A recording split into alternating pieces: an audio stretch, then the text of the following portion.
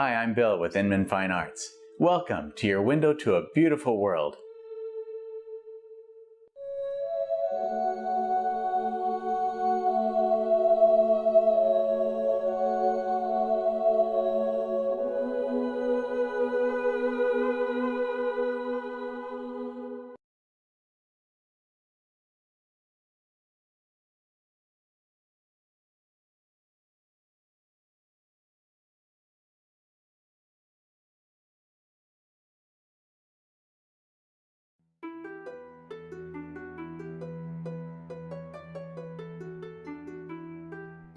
So I start by grabbing a mixture of ultramarine blue and alizarin crimson and mix that with some mineral spirits to create my initial wash.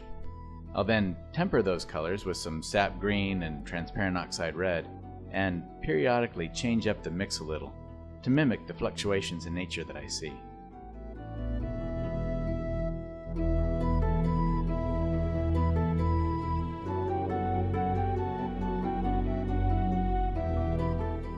Those colors make a beautifully rich dark.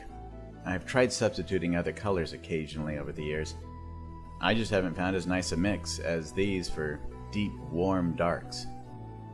I will modify my mix as well to adjust for slight variations in color temperature. In this case, my background color I want more warm, so I'm keeping the lavender on the crimson side rather than on the blue side, and adding a touch of sap green to warm the crimson.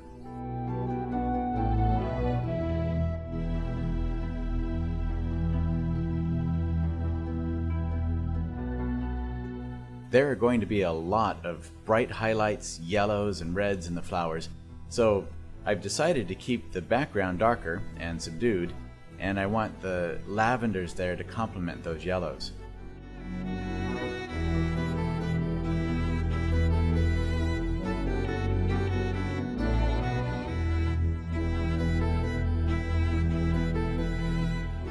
Right here, I'm thinking ahead to some of my future broad general colors that I'm going to have throughout the painting.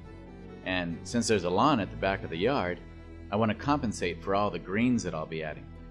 The mind requires that I add each color's complement in close proximity, so I'm laying down a wash of alizarin crimson and transparent oxide red. That warm brown underneath will really make those greens sparkle and help push the greens forward without overwhelming the viewer with the feeling of an overly green painting.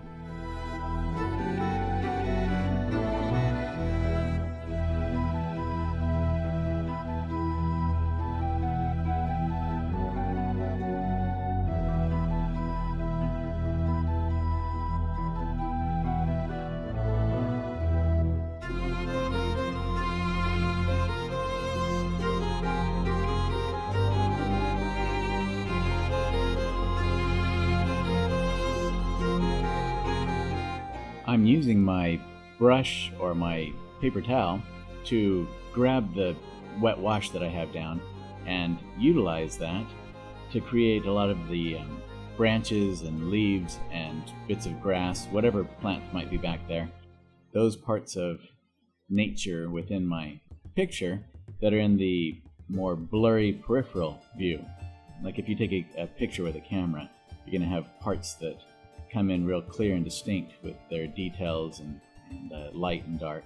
And then there are other parts that are kind of blurry. The edges are all softened and they're indistinct. Those are the parts that I'm creating by just rubbing my paper towel or my brush back and forth in different directions across the wet washes.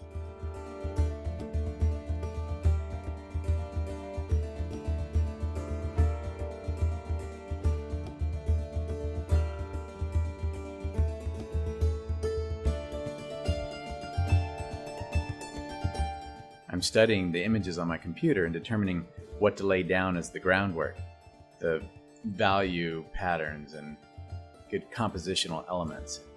I have two monitors that I keep about 10 feet from my easel, and I usually fill them with half a dozen to 20 different images on there. I try to keep them at a distance that way so that I can avoid becoming dependent on the details. I'm doing my best to kind of approximate being out on location. Obviously, there are a lot of disadvantages to not being right there on location. My photo references aren't going to have all the colors just right and values and that sort of thing, but I spend a lot of time outside, a lot of time studying my subjects.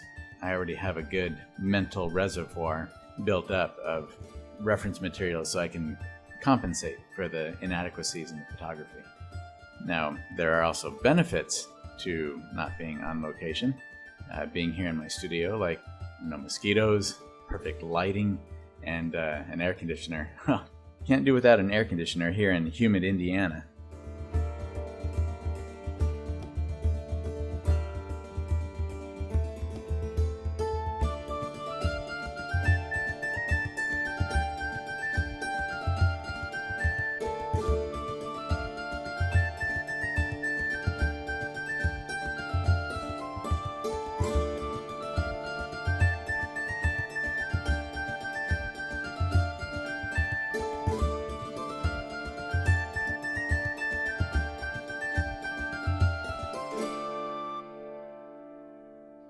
Okay, so right here I've studied the shadow patterns and abstract shapes and decided on a composition that I feel will create a strong foundation for the roses and leaves. My initial thoughts are on the larger underlying shapes and their relationship to the grounding and flow of the future details. All of the shapes from small to large must feel as though they're united in a cohesive arrangement that feels natural for the viewer.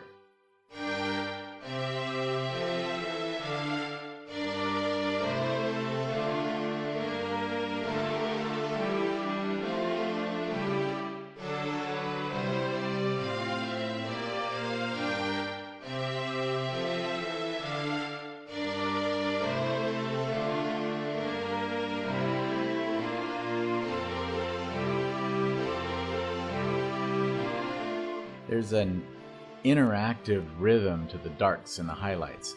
So if I can get a good feeling right away from the abstract patterns and composition, then the rest of the painting will be much simpler. If I find I'm struggling through a piece, I can often trace the problem right back to a poor block-in or a lack of clear vision in the beginning.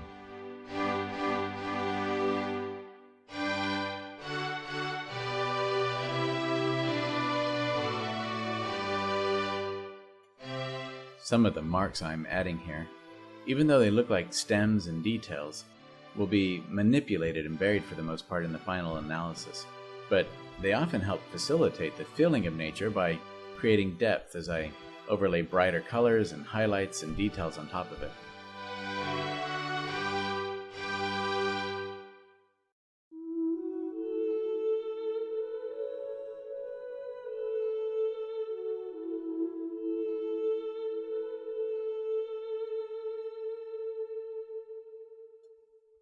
This is really a fun stage. I just get to play. I'm drawing big shapes with my paintbrush like I did when I was a young child.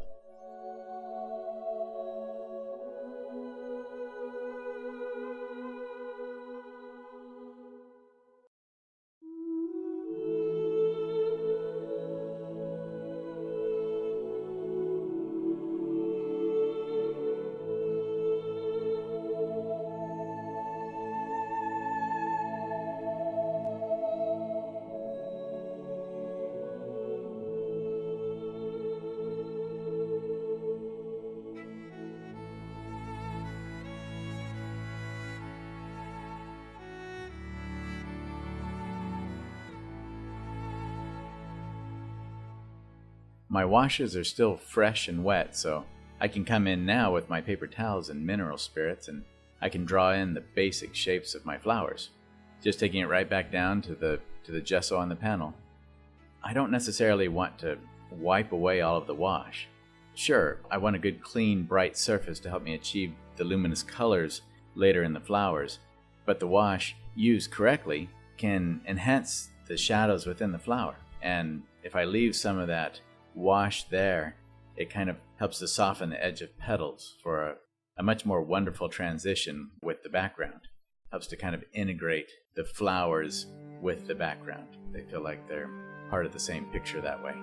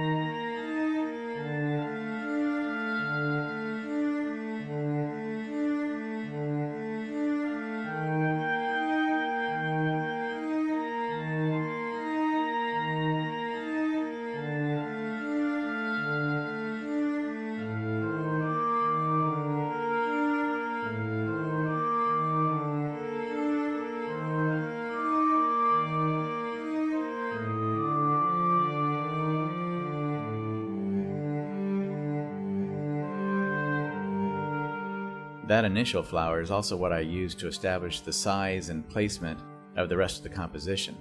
So I take a bit more time with it to make sure I'm satisfied with it.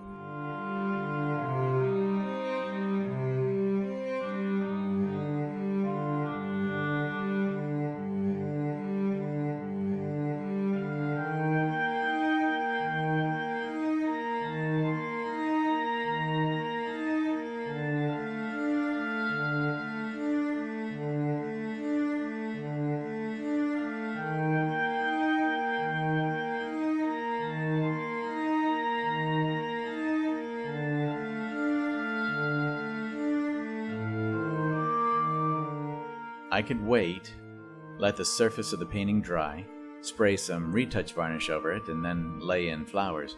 But I believe the painting's more cohesive in the end if I work straight through as much as possible, especially with all the groundwork. I can also achieve a greater translucence with the flowers if I use the white of the panel as opposed to working with opaque colors over the top of a dry background.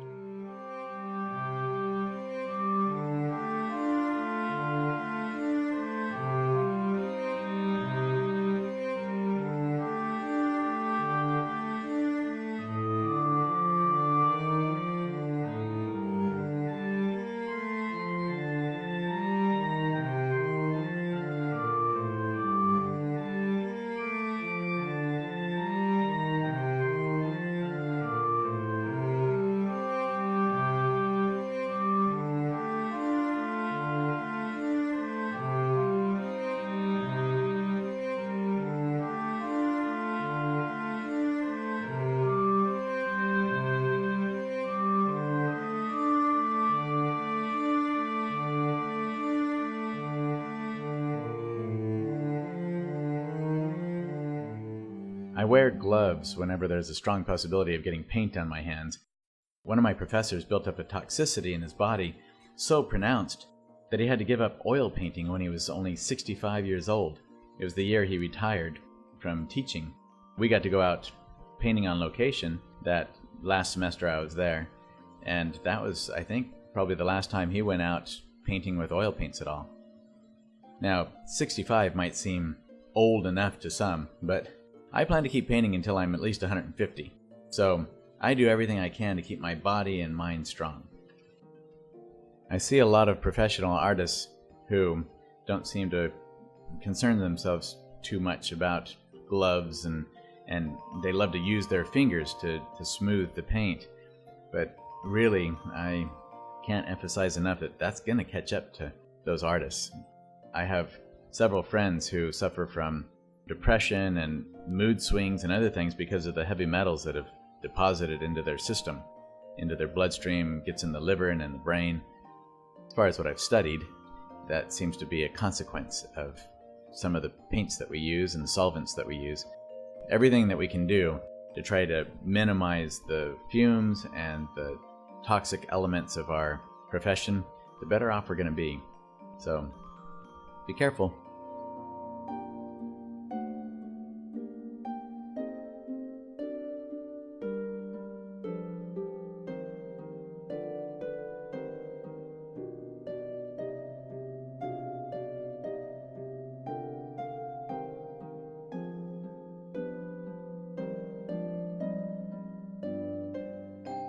Even though I'm not really worried too much about the detail at this point, I am paying attention to my edges and making sure that I get a fairly good mix of hard and soft edges so that the roses don't end up looking like some kind of cardboard cutouts that I've stuck on there.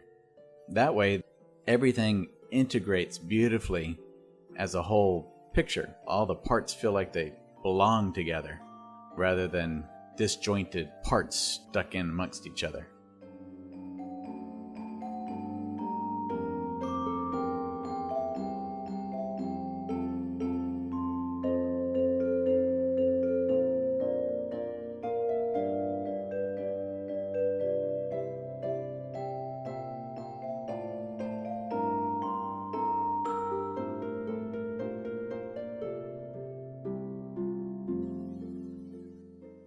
I don't remember why I took my glove off here.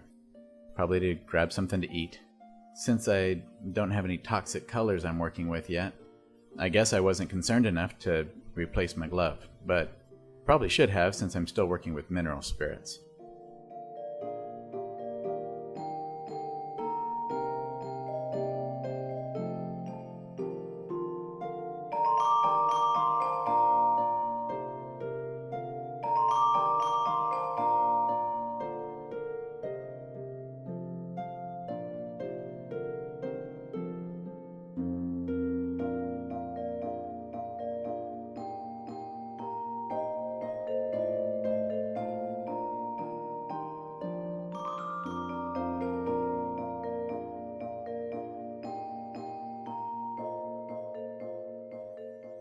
Right away, I start to lay in some very saturated middle value hues. I'm looking for those pure rainbow-like colors toward the center of the flower, not the more bleached out highlights or the somber shadows, but those light-infused, rich hues that make this world so beautiful.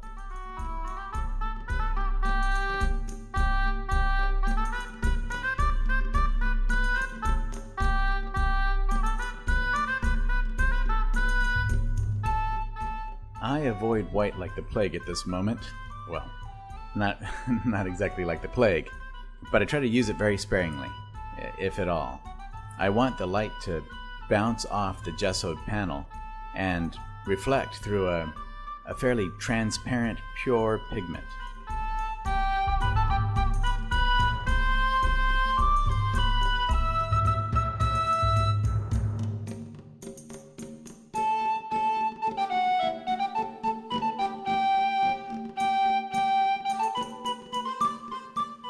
I'm still not overly concerned about details here. I'm thinking of abstract patterns within the roses themselves, the basic shapes that allow our minds to classify the object as a rose. I'm thinking about the patterns of light and shadow here.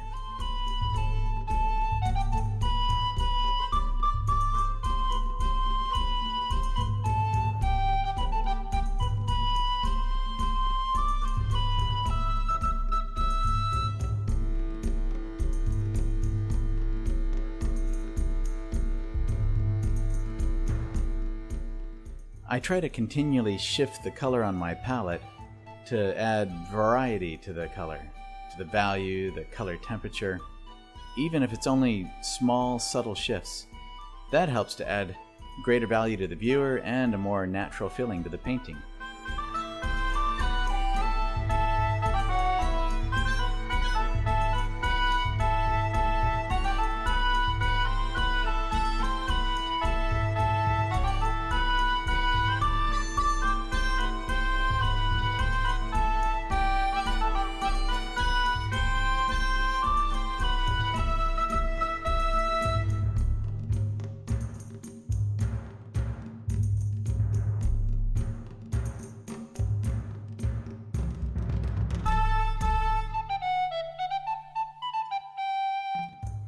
I wipe my brush off often with my paper towel when I'm working with light paint near a still, wet, dark background like that.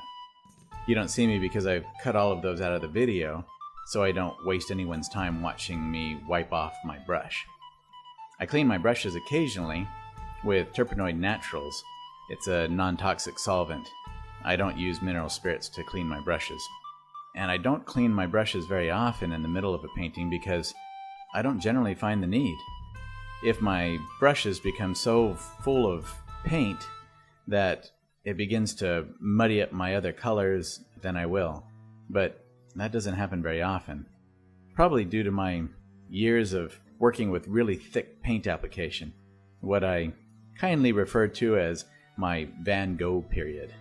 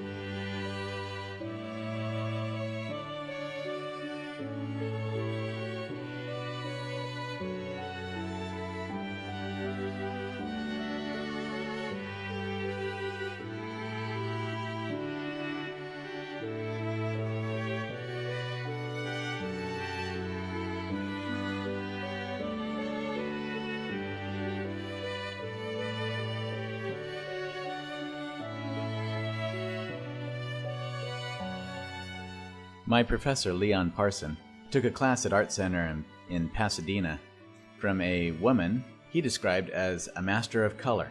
And she stated that when you see a color in nature, its complement is there also. If you see a green tree, there'll be red there as well. A blue mountain will reflect orange. We won't necessarily see the complement, but our brains know it's there. Sort of that opposition in all things principle. So I've made it a habit to place an undertone with the complement, or else add a dash of the complementary colors somewhere nearby. That juxtaposition of complementary colors seems to calm the mind and creates a more peaceful and satisfying experience for the viewer.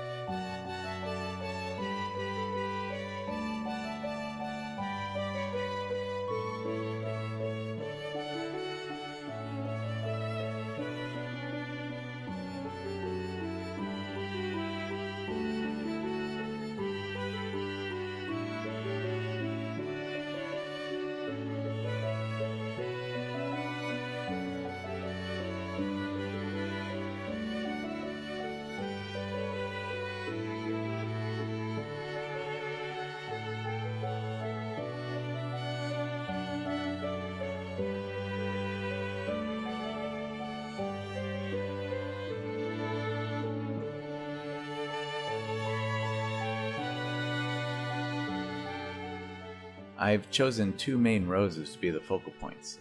Well, 3. One a little less than the main 2, but the 3 form a nice triad to move the viewer throughout the composition. Those main roses will be the primary centers of interest, so I'll develop the details in those to a greater degree than in the rest of the flowers. Not that the viewer will question why the others are lacking in any way. We don't process every area of our view equally. When we see a lake, we might first notice its blue color, or whatever color it may be. Then maybe we see some reflections, or we notice waves and ripples on the surface of the water. Then perhaps we'll start to recognize shapes under the water, like sunken logs or rocks. But we see the details of those sunken objects a lot less distinctly than we see the color of the lake or the reflections on top of the water. That's kind of how I treat my painting. I have areas of more focused detail and other areas less distinct, but always with plenty of fun stuff to keep bringing the viewer back.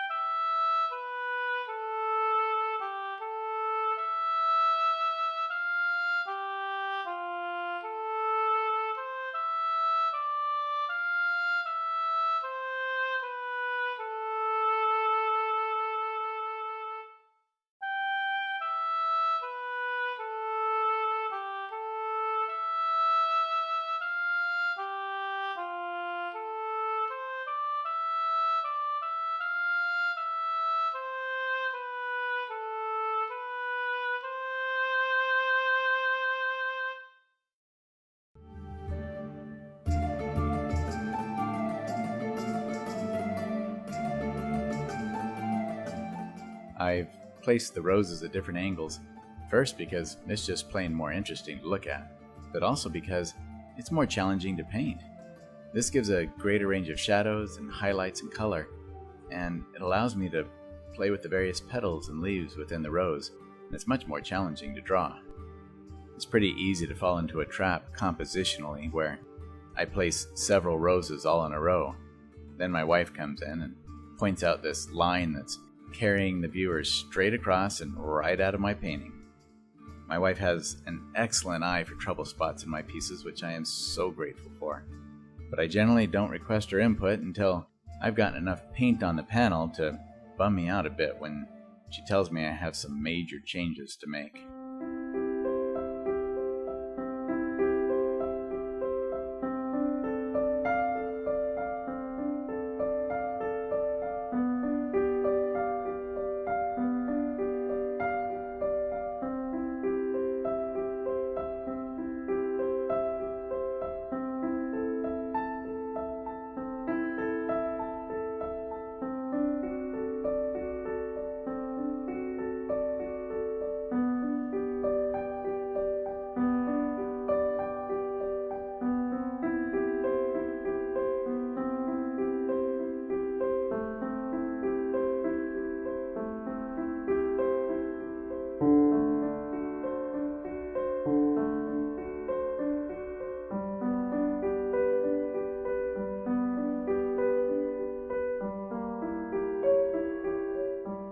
The bright highlight area here, I'm drawing carefully because it has a good chance of being in the final product.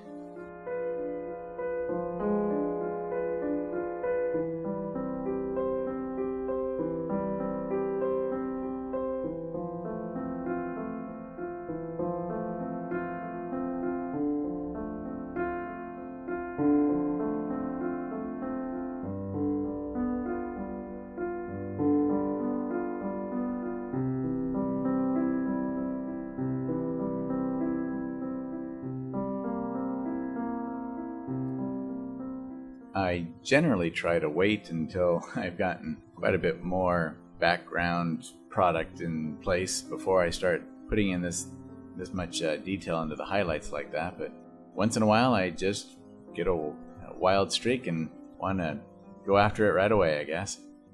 With a lot of these right here, I'm not too worried about it because they're a bit away from the edges of the flower, and so I'm not as concerned about some of my background work coming in there and messing up those highlights. But as a general rule, I usually wait a little while before I start doing that much.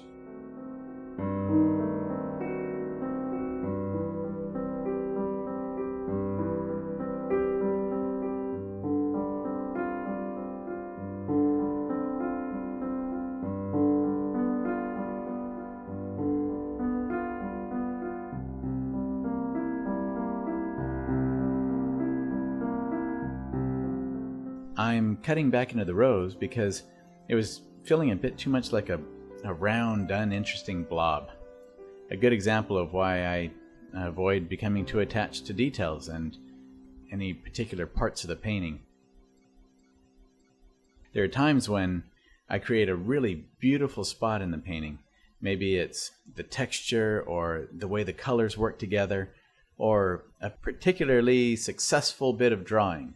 But if it doesn't work with the rest of the piece, or it distracts from the cohesive whole, I take it out. Oh yeah, sometimes it feels almost like amputating a limb to get rid of those parts, or at least a really bad trip to the dentist. But we have to have courage and do the right thing, regardless of how fond we are of our many little masterpieces.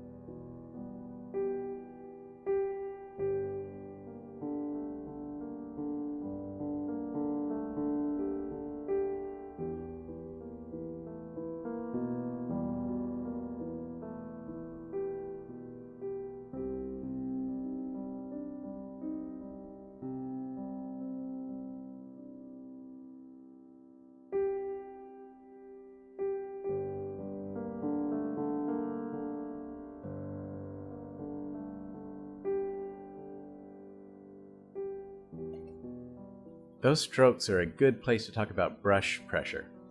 When you see a dramatically dark shape emerge, I'm applying more pressure and pulling more paint from the bristles. Other times I'm allowing light pressure to dry brush over those sections. The light pressure releases small amounts of pigment to the texture of the panel, which lets underlying paint peek through. It blends the colors optically for a much more beautiful result than I could achieve on the palette itself, at least not without a whole lot more work.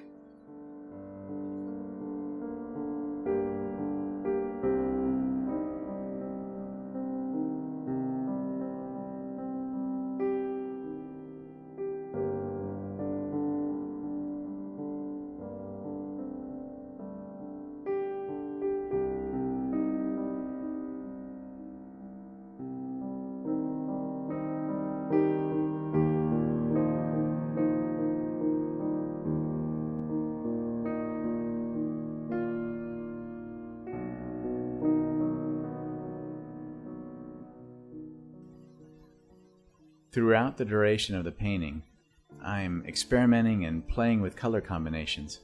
I might add a leaf earlier than expected to see how that particular set of colors works with the surrounding colors, to help give me some direction for later when I begin laying in the bulk of the leaves. Or I may place a color on a flower I'm working on that's outside the gamut of what I've been using, just to see if I can enhance the piece. What can I add without getting busy or disrupting the flow of the composition?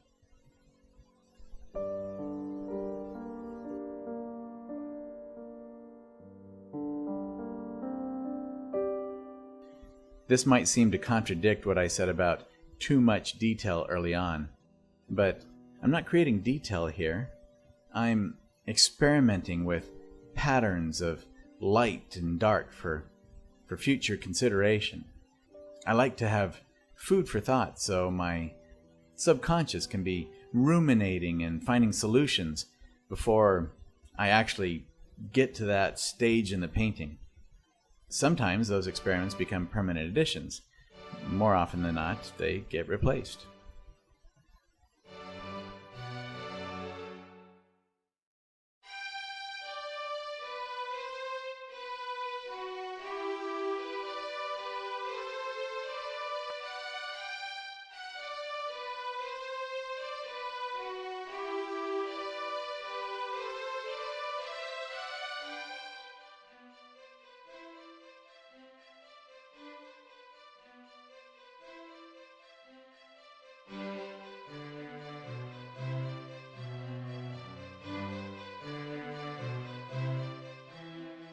Now I begin adding leaves and background plants. Much of it will proceed like I did with the flowers, the middle to darker value plants that are in shadow, progressing to greater contrast and increased detail and more careful drawing.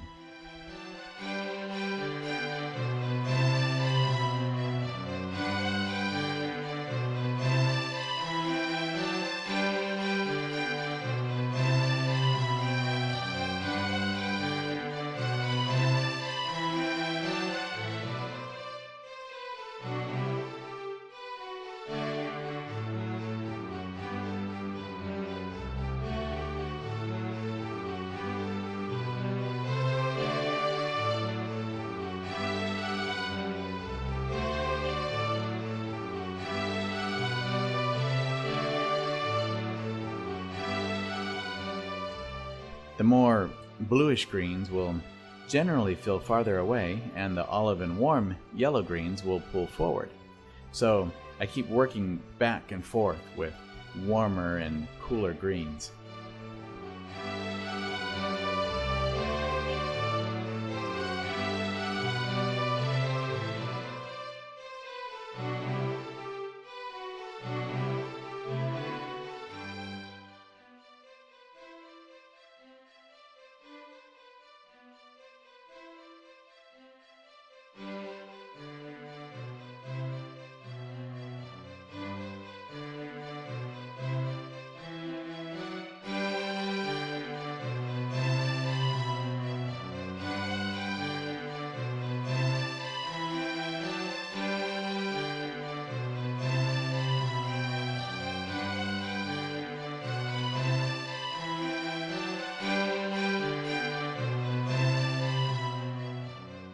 I know it looks pretty haphazard right here, all the little jerks of my hand and placing strokes so quickly, but I've been doing this for a long time.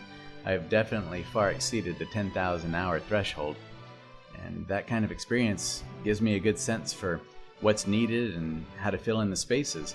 Most of these marks will remain as is, just suggestive shapes to add a little spice and break up spaces. And remember, I got a strong pattern map set in my mind early on. So now as I progress through the painting, the bulk of the underlying shapes and shadows I've predetermined, and I'll follow that original map unless a better idea presents itself. The mental map helps move things along more quickly and clarifies for me a lot of my direction and my choices, but there's nothing rigid about it. I can change at will. I follow my instincts.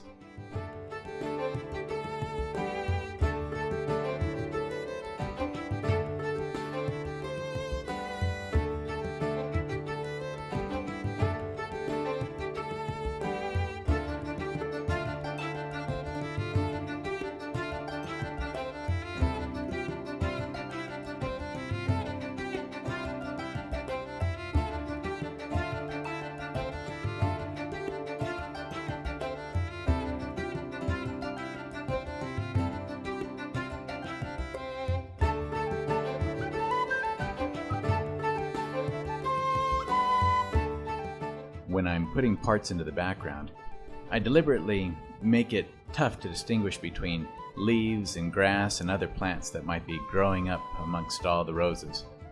When I'm putting in shapes, I do a variety of different sizes.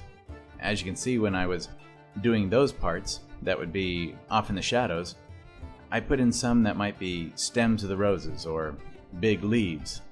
Other parts might be bits of grass or some other little plants that are growing in there. Just creating that variety of shapes and sizes and values and changing the color temperature, all of those variations help to create a more believable scene. You can feel the depth, you can sense the synergistic workings and relationships of all the plants living together and tangling themselves and intertwining with each other. It's all just fun. There's so many little things in nature. I'm not really one for the more cultured gardens where every weed is pulled and every tree pruned just right.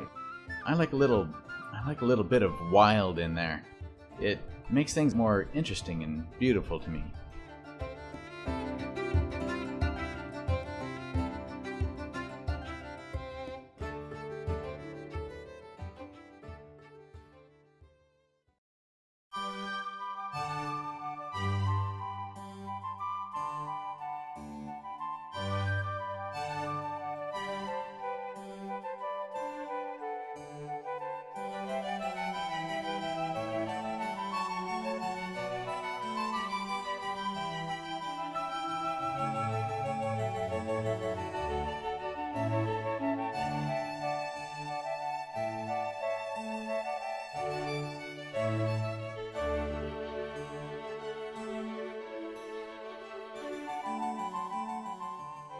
Alright, so I have now established a lot of shadow areas with those cool green leaves and grasses, and now I'm going to come in and try to get some of the more highlighted leaves in here, or the more sun-filled leaves.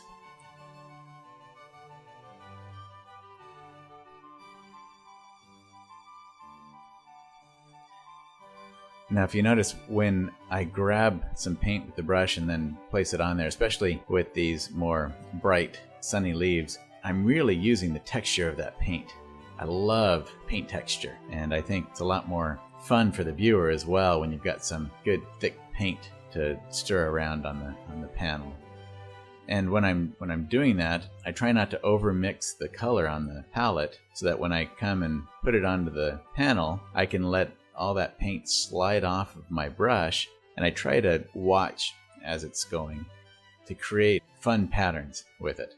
So oftentimes, if you notice the leaf, the real bright leaf up in the upper left-hand corner, it already looks like it has striations in it, sort of like striations that you'll see from the veins in the leaf. I didn't have to paint all those in with a little brush or anything else. I just let the texture of the paint accomplish all of that for me. Saves me a whole lot of work, and it's a lot more fun that way too.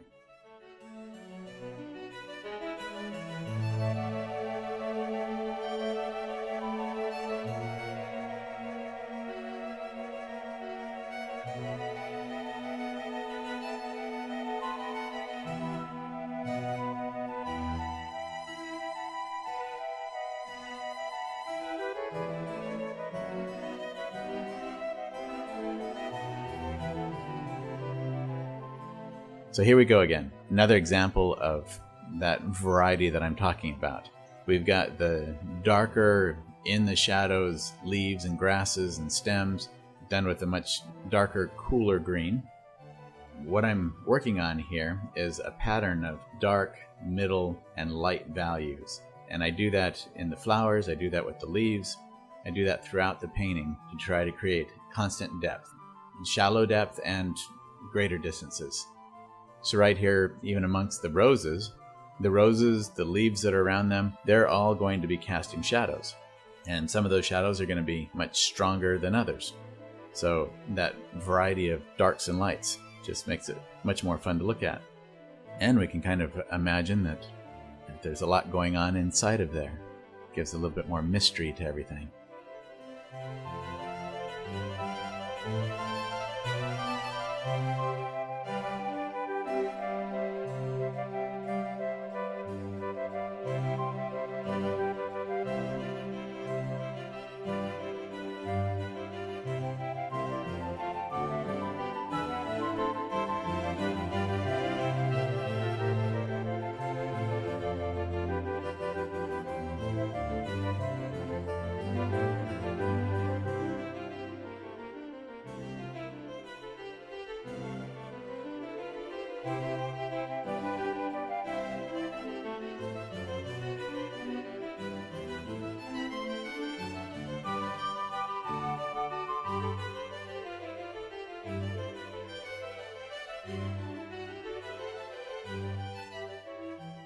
Okay, so here I was putting in the rose stem, and right away I felt that I was breaking it up into two specific of groups.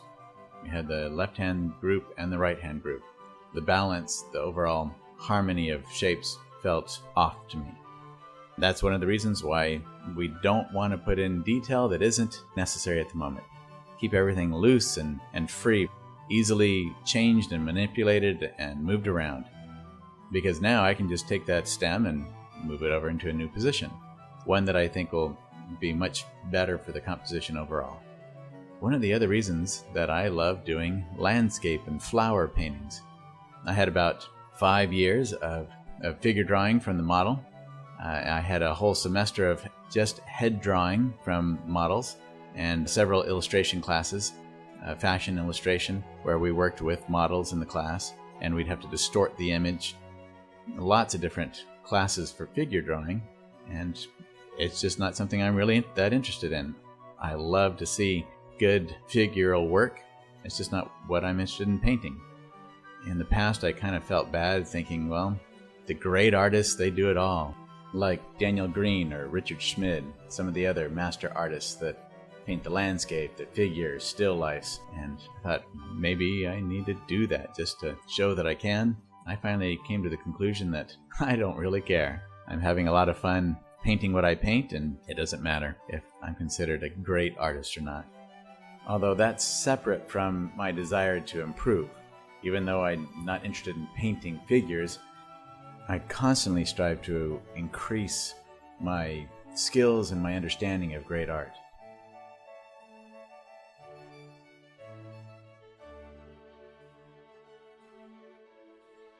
You're probably getting the idea that there's a bit of a pattern to the way that I think and put together my paintings.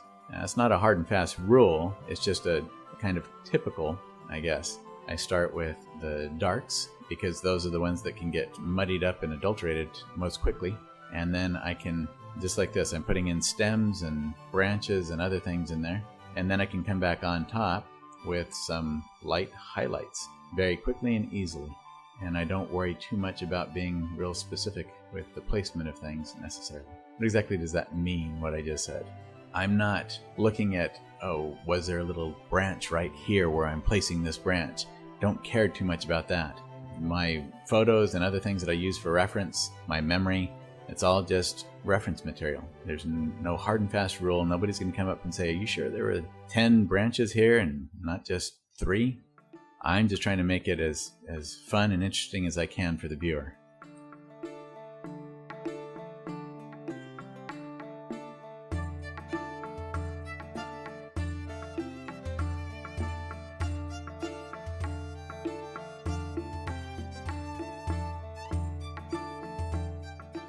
Sometimes with these objects, whether it's the rose or the leaves, branches, whatever it might be, I just put in those cooler green leaves, and sometimes I'll use that kind of like what I did with the initial wash in of everything. I'll put that cooler green down, and then I can come back in and place a warmer highlight on top of that.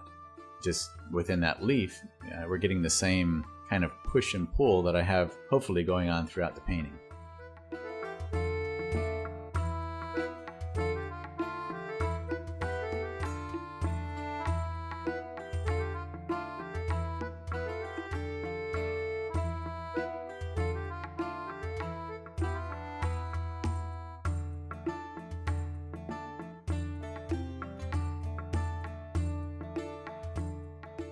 Those lighter swipes that you see, those are just for softening and blending. Constantly working on the edges of my shapes.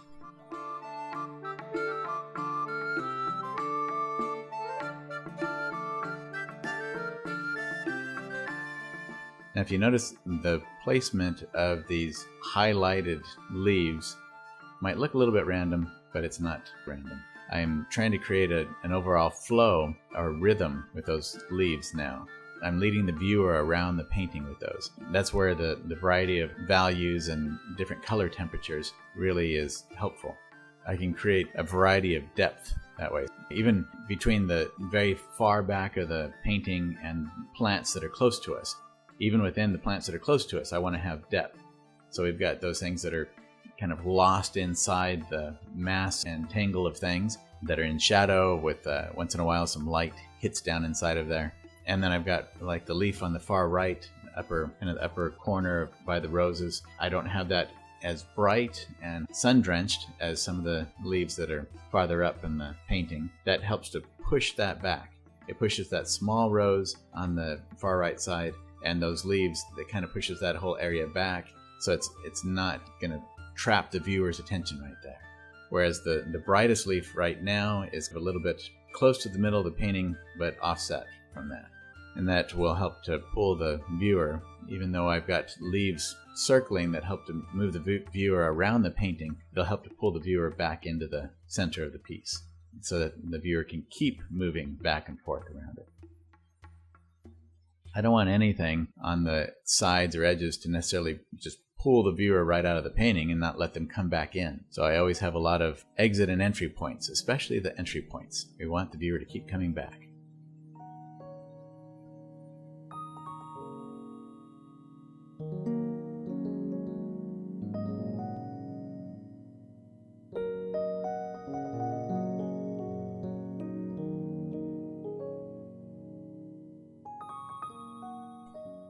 When I'm working in the background, I'll come right up to and over the edges of flower petals to help maintain a continuity between all the elements, between the flowers and the background, so that they feel like they're congruent, as if they belong with each other. At this stage, I'm not really worried about a little splash over. I can take care of that at any time in the process of the painting.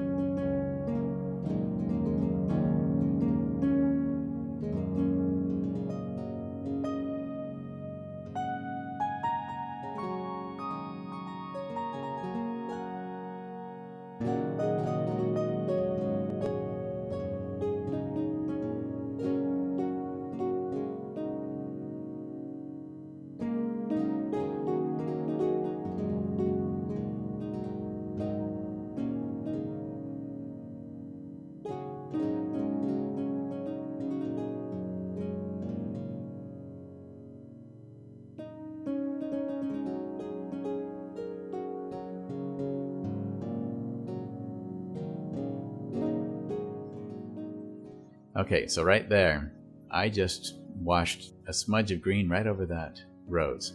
For some people, they might feel inclined to go right back and try to change that. I try never to worry about something like that. I don't want the fear of getting green on my red rose to stifle my brushstroke. I want that brush to have some freedom and be able to move it around at will. I can come back in at any time and take that green out if I want to. Other times, I will leave bits of the green or the surrounding colors in the roses just so that it helps to harmonize everything. It makes them feel like they belong to each other. If you watch, there are tons of little reflected lights and other things going on in all the different plants.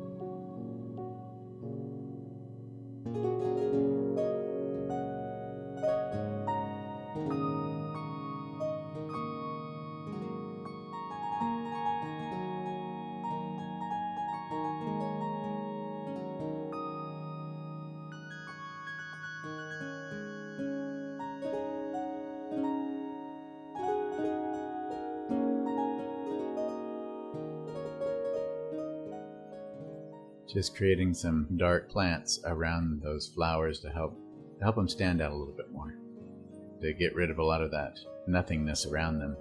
Got so much activity all throughout. I want to make sure I have that same feeling of activity right around the flowers as well.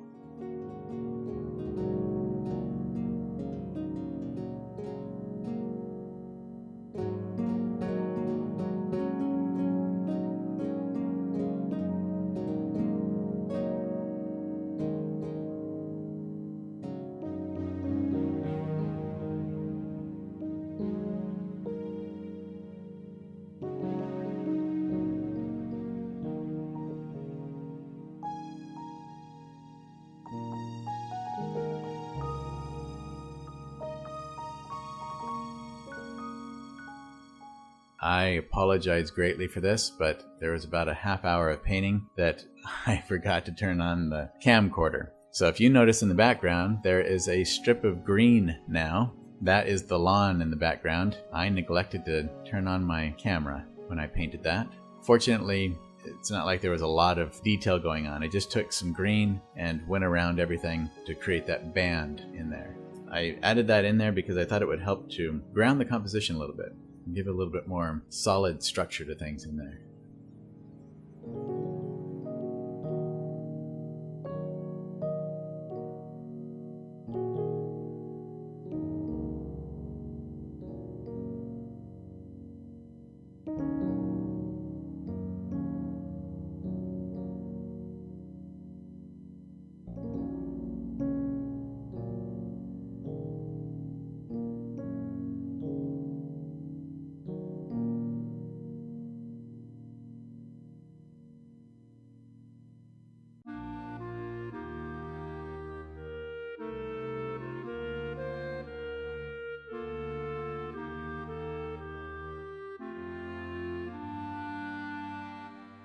Now that I've got a lot of the leaves around the roses established, the bulk of them, I can come back now and start to flesh out the roses a bit more with the highlights and the final qualities. Didn't want to do too much of this when I'm being more aggressive with my brushwork and putting those leaves in.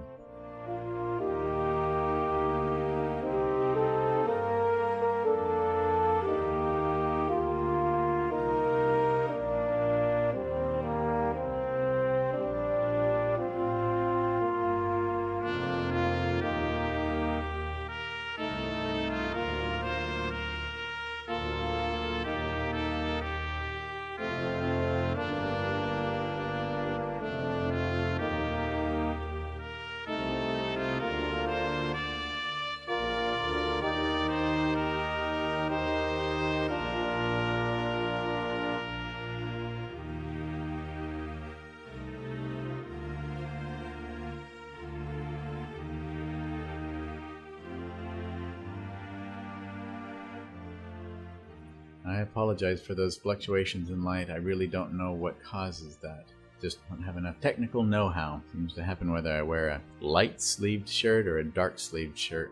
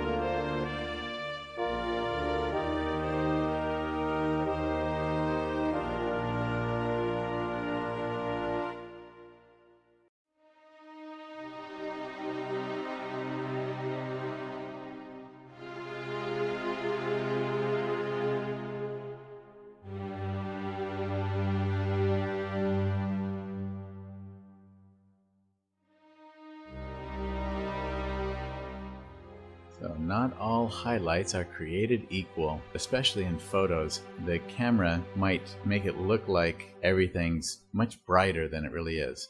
It might make you think that all of the edges of those leaves are white or some other color. That's why it's important to get out often and look at the flowers and fill your mind to the point that it kind of becomes second nature to know how those highlights really look.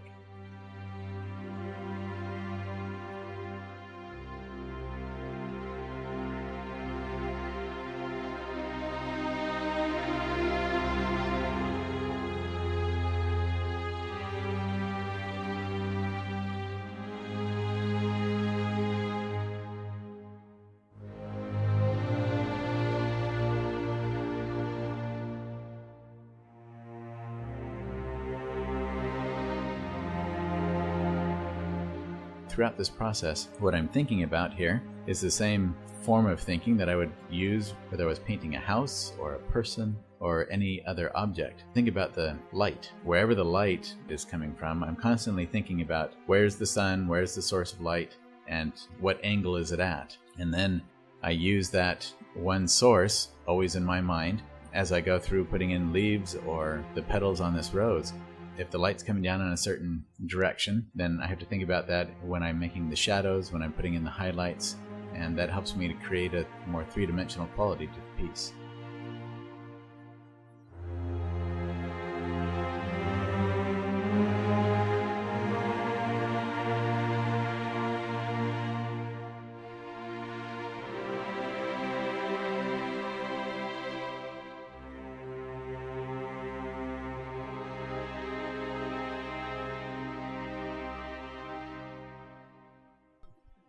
I'm picking up a nice deeper value yellow right there so that I can create a middle value transitional point between the highlight and the shadow area of the petals. I'm also using that here and there to soften down some of the edges that might have formed between some of the transitional points.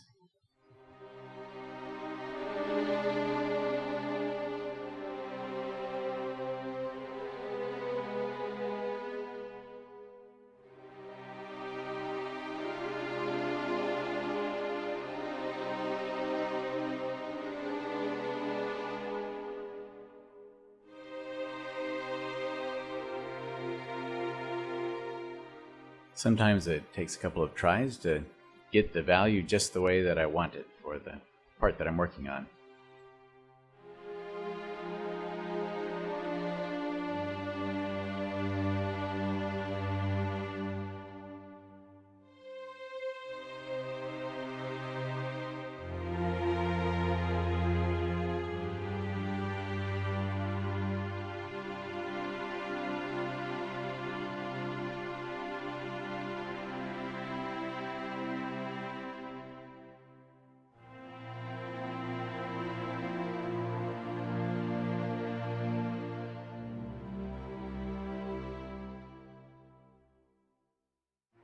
That is a good example of the variance in pressure on the brush stroke. I'm not concerned about having hard edges everywhere. I want a variety of hard edges and soft edges. Most of the edges are going to be soft, especially in nature.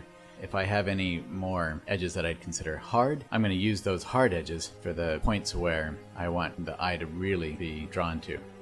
So I use the pressure of the brush to create that variety of edges, from hard to soft. A lot of little minute changes throughout each brush stroke. And that really helps to create a more natural feeling to the object that I'm working on.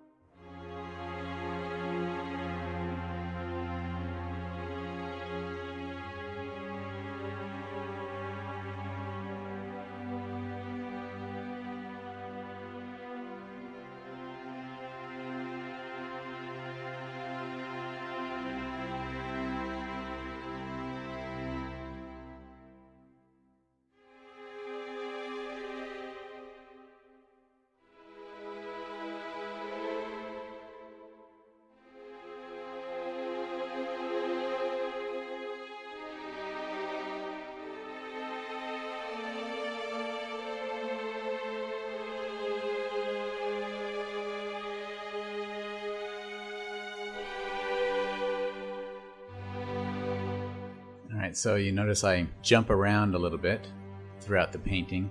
That's because I don't want it to turn into some kind of assembly line where I finish off these that are all alike and then those that are all alike. I avoid that kind of routine so that I'm constantly mixing and changing the values and the hues that I'm using, so there's a lot more variety. I can mix whatever color I want. If I see a color and I need that color, I can figure out how to mix it. I'm not worried about keeping my little pile of colors that I've been using.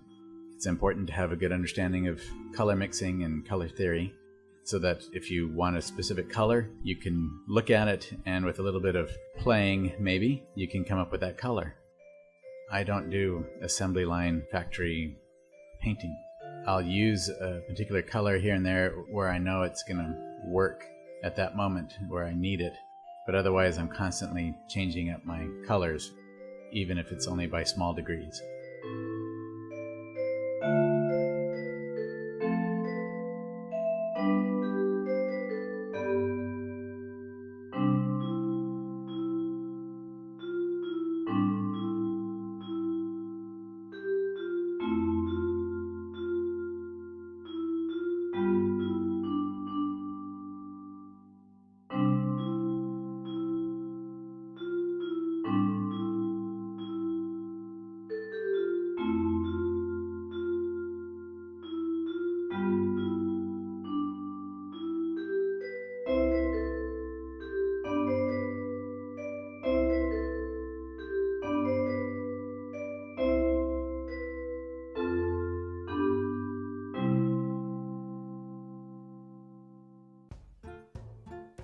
You notice I keep a nice variety of subtle color variations and value variations that I can pull from quickly. such as within this pile of yellows and pinks for the flower highlights. Sometimes it'll get out of hand and just become a sloppy mess, but generally speaking, I'm working on the peripheral edges of the pile. I'll start with one concentrated patch of color, and then I'll do all the variations. I might make one side of the pile warmer and another side a little cooler, one side darker and the other side lighter in value. It really depends on what's needed in the painting at the time. I do that with most of my colors. If you watch as I go along, I'll do that with the greens, with the reds, with the browns, with darks, a dark value that I'm working on, and a lighter value that I'm working on. Sometimes it's major shifts in those colors, and other times it's just small little variations that change. One of the benefits to that method of working is that it helps to maintain a congruency or harmony within those shifting pools of color, and of course within the overall painting itself. All those little flicks of my wrist there are just me trying to smooth out little parts of the edge and blend some of the colors together. Always working on that continuity or harmony within edges and colors. Usually I'm just using a couple little bristles on the end of the brush to smooth and blend.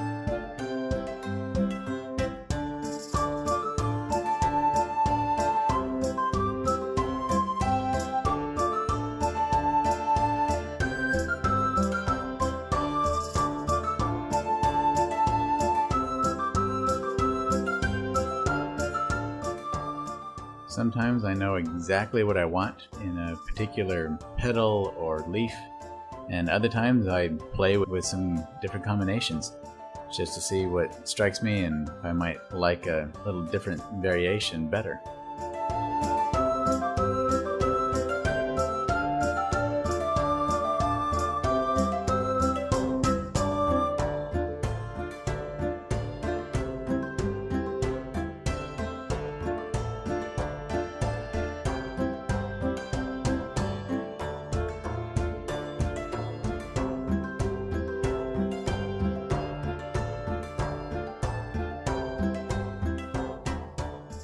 Now I'm putting in the stamens with their little anther and filament parts that are so interesting. I love to put these in roses and lilies and other things. They have so much character. Fun little accents to add a lot of beauty to the rose. They're also nice because you can get some nice little dollops of thick color in there.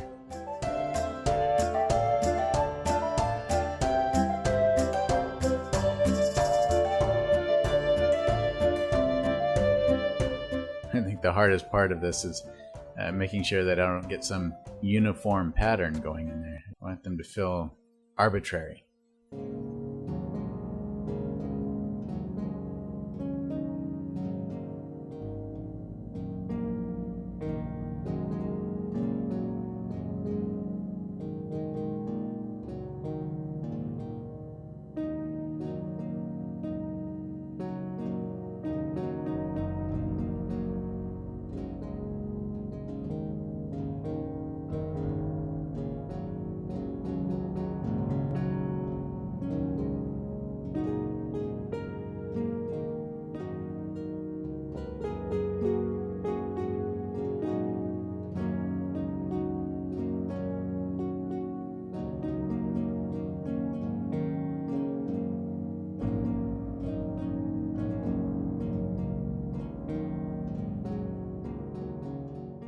I'm not a big fan of tricky techniques where someone will use it as a kind of a constant effect through a painting. Some of those just seem a little bit contrived to me. It almost seems like some kind of formula, but I do enjoy, like I was just doing, taking and popping out a spot here and there, especially on something like flowers, on those edges. I guess what I'm trying to capture with that is the way sometimes the light just seems to bounce off of the edges of certain objects, especially when they're as luminous as flowers. It's a nice breakup of the edge on that flower, plus it helps to feel as if the light is really just bouncing off of those translucent petals.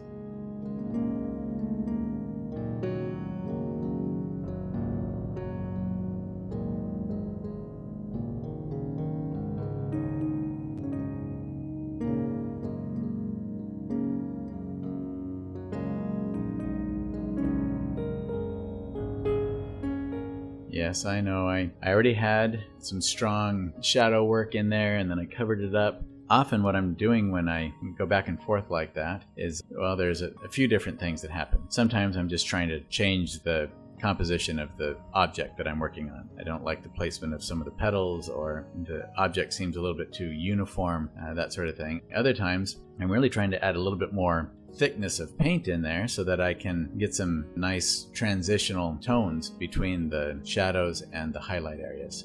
Having a little bit of paint to work with allows me to manipulate those transitions better.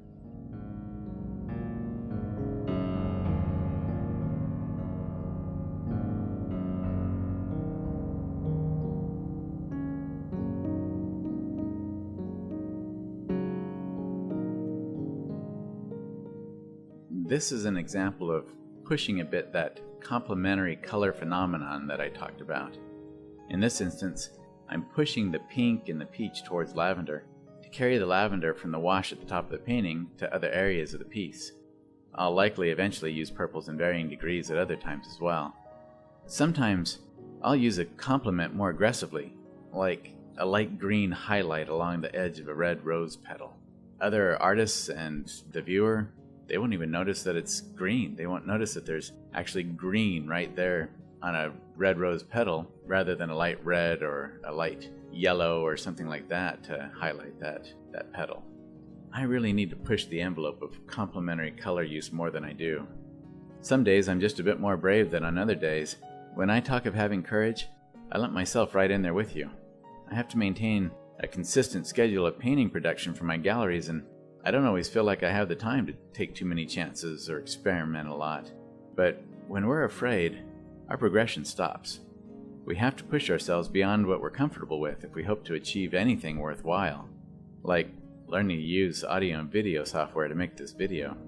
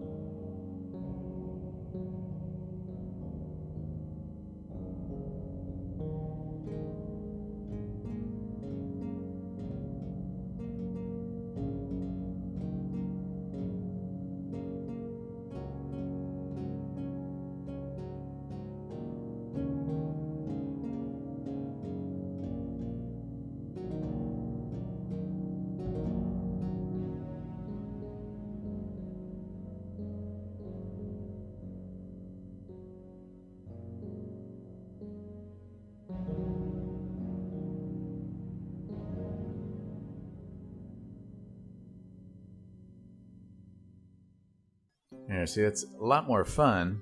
Put a little zigzag into it instead of just rounding out all the petals. You know, the petals might look round like that quite often, but it doesn't mean we have to paint them that way. We're the artists. We can do whatever we want with our pictures.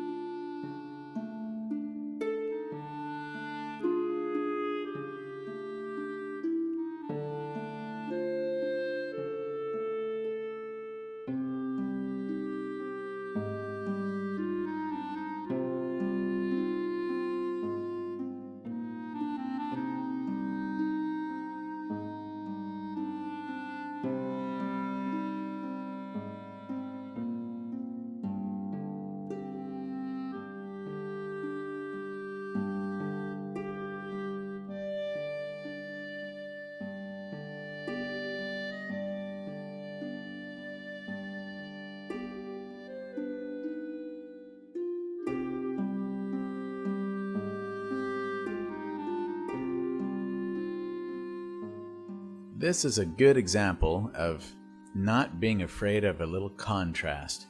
I love painting outdoors. My first 6 years were primarily on location, but a lot of plein air work is so grayed down, and it's as if people are afraid of some contrast. When I look outside, I see all kinds of deep, rich darks and really bright highlights, especially on flowers. Don't be afraid of them. Get some contrast out there.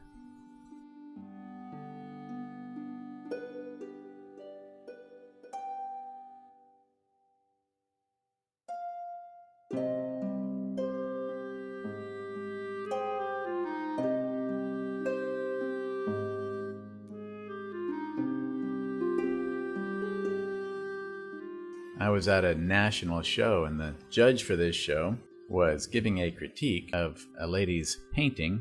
It was a still life with flowers and that sort of thing. And he was talking about how flowers, because they're translucent, don't have any real shadows. I don't agree with that. I don't quite know where that came from. Yeah, the flowers might be translucent, but you get enough of those petals sitting on top of one another and they create a really beautiful dark. And depending on the flower, especially some of the deep burgundy roses and some of those chocolate roses, you can definitely get some really rich darks in the flowers.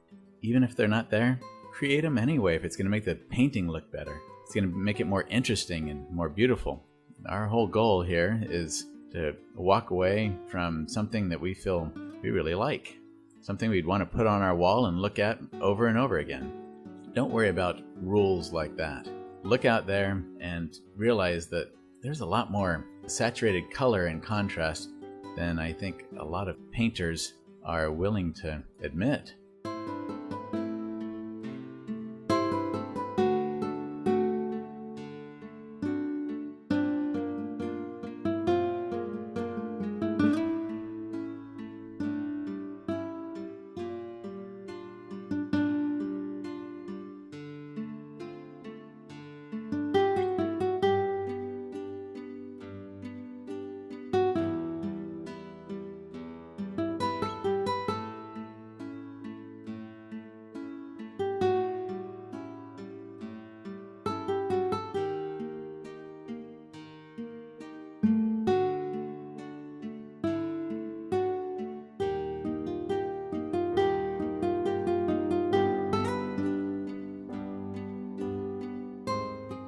This is where being out around the roses all the time and being around your subject matter is very helpful. If you study your subject closely, you'll notice change. If you look just quickly at something, that first Big Bang effect, it might at first appearance seem to have, like with these roses, all the petals might seem to be the same brightness when they're highlighted and the same dark when they're in shadow. But as you can see, even with these highlights that seem so similar, I'm going back consistently and making little changes to the color on my palette and coming back with little shifts in the value and the color of those highlights.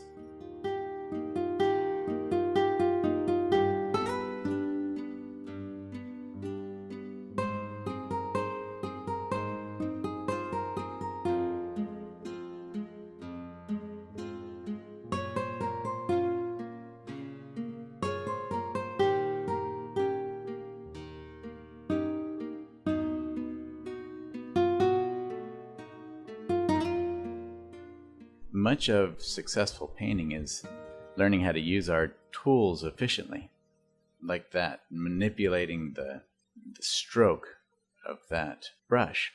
Just how to twist and turn and bend those bristles so that I get what I want out of it. I don't look at my brush and think, all right, the brush is designed a certain way, I need to use it that way. I'm not concerned about that brush. If it dies on me, if the bristles give out, then I get another one. Don't pander to your tools. Make them bend to your will. Make them do what you need them to do. That's all they are, is tools. Don't get too attached to them. We can get some exciting results from our tools if we're willing to really push the gamut of what they're capable of, just like in every other area of our painting. Constantly pushing our knowledge and understanding and increasing our skills will make our paintings a whole lot more fun to do and much more successful.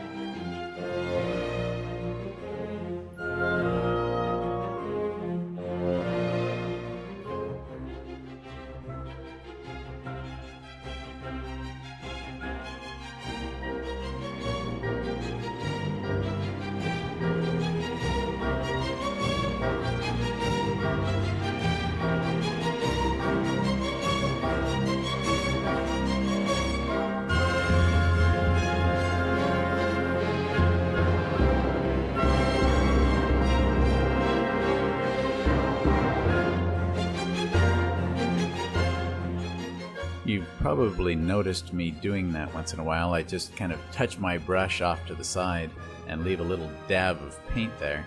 I'm just making sure that I haven't gotten more paint on my brush than I was expecting. So I just quickly dab it off to the side and I know then how much I have according to how it moves off of my brush. Just a little habit I've gotten into, and I'm then confident that I'm not going to put too much of that color into my pile of paint, and it gives me a little bit of paint there that I can use in the future.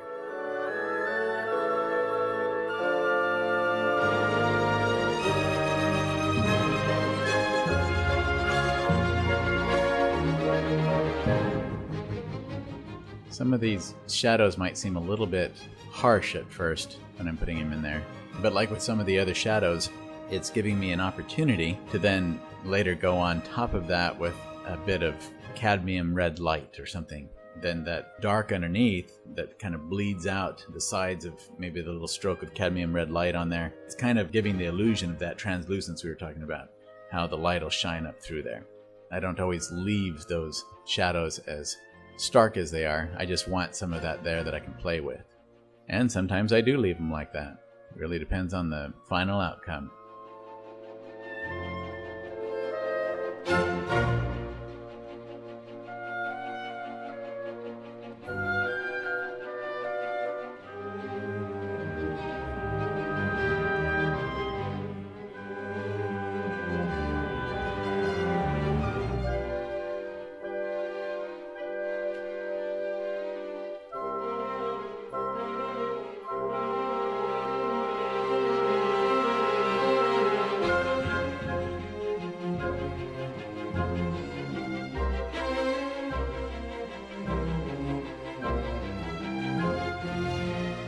Right in that area, I felt as if there was just a little too many small petals right there, especially for the top of that flower. I don't want the eye being pulled too much in that direction. So when I get a little bit carried away with too much detail, sometimes I just have to come in and simplify again, and that means just brushing right over the top. The trick to all of that is figuring out when we have too much detail and when there's not enough, or especially when it's just right. That's kind of the age-old question, isn't it? When is it just right? And to a great degree, that's pretty subjective. It's according to the whims and feelings of the artist. There are certain times when the artist and the viewer can sense that something's just a little bit too busy or just doesn't fit right. And that's when, if you feel that way at all, it's a good indication that you might want to ponder over it, study it out, and then, if you need to, just get rid of it, paint over it. Simplify it. Do whatever it takes to not have it busy and distractive.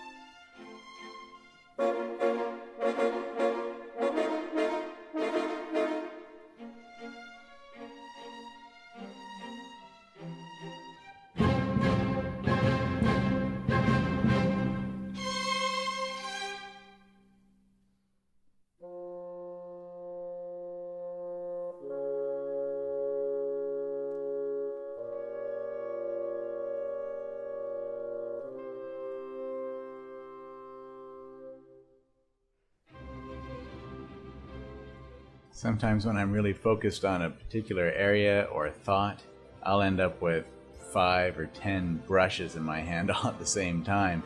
That gets a little bit cumbersome and doesn't feel very good after a while, so I don't actually notice the pain in my hand until I've finished my thought.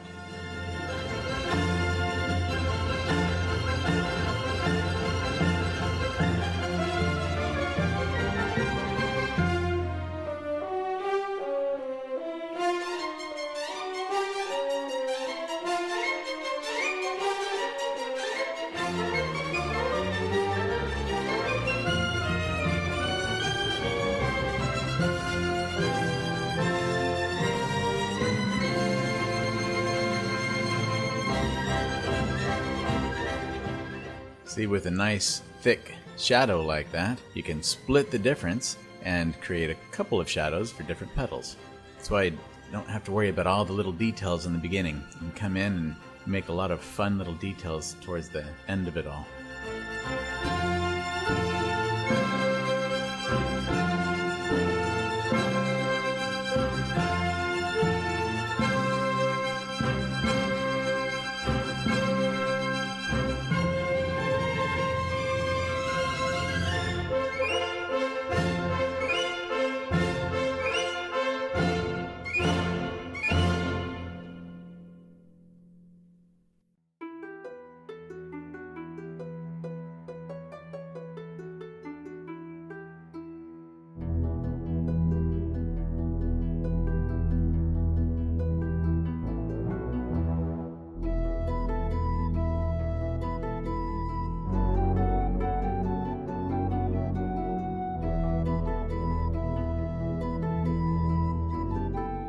with a stroke like that, I get a good amount of paint on the end of my brush, and then as I pull towards the center of the rose, I ease off the pressure, so it just kind of gently glides over that underlying darker value and blends those two in a way that is rose-like, or rose petal-like.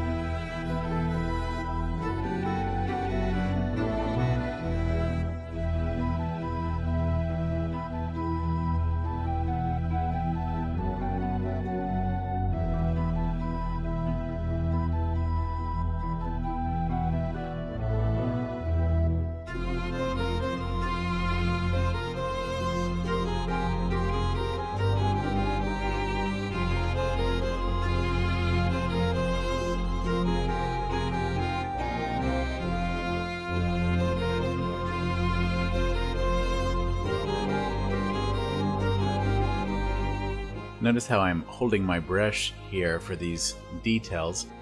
I just kind of let the brush bob along the contour of that petal, and it's a lot easier to get a more interesting highlight that way than if I hold the brush rigid in my hand. It helps me achieve a much more natural and effortless looking contour.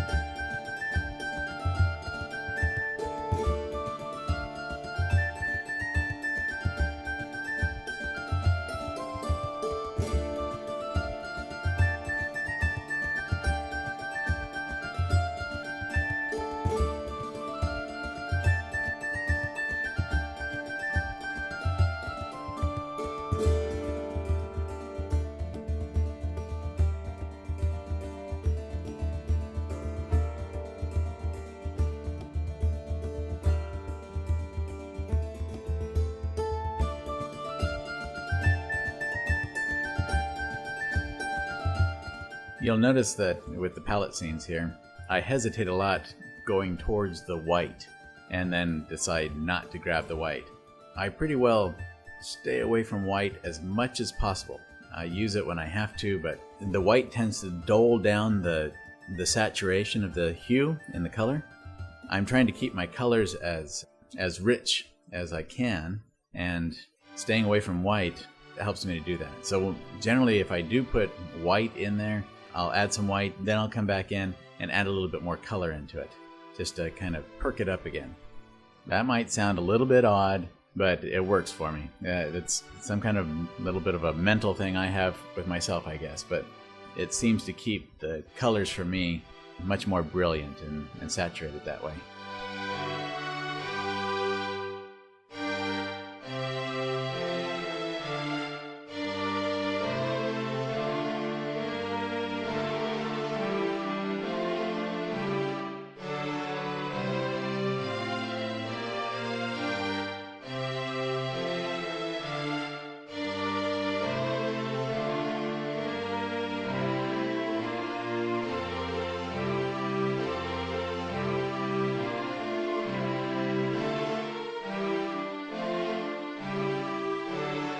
When I make a red leaf, I start with a green pile of paint there.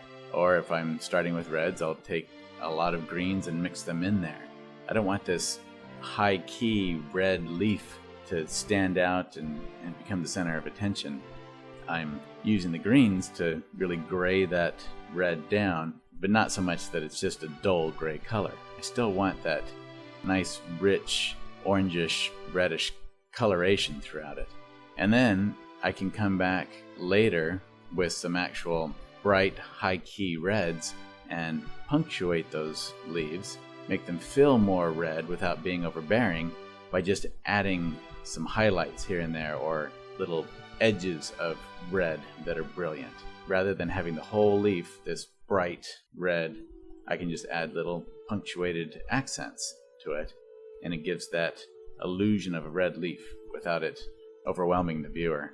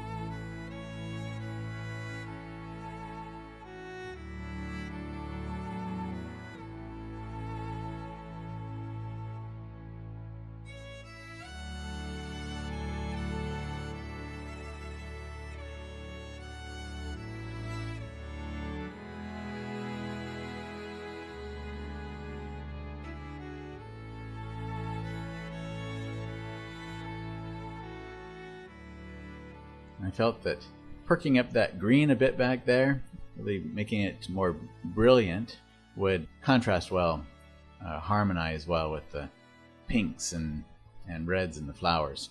I thought it would be fun. So that's what I'm doing now. That's the lawn back there, but it really doesn't have to be anything. You can put a band of color wherever you want to, or just use colors arbitrarily, as long as it adds to the overall picture and doesn't demand too much attention in the end. Then hopefully it'll make for a much more view-worthy piece.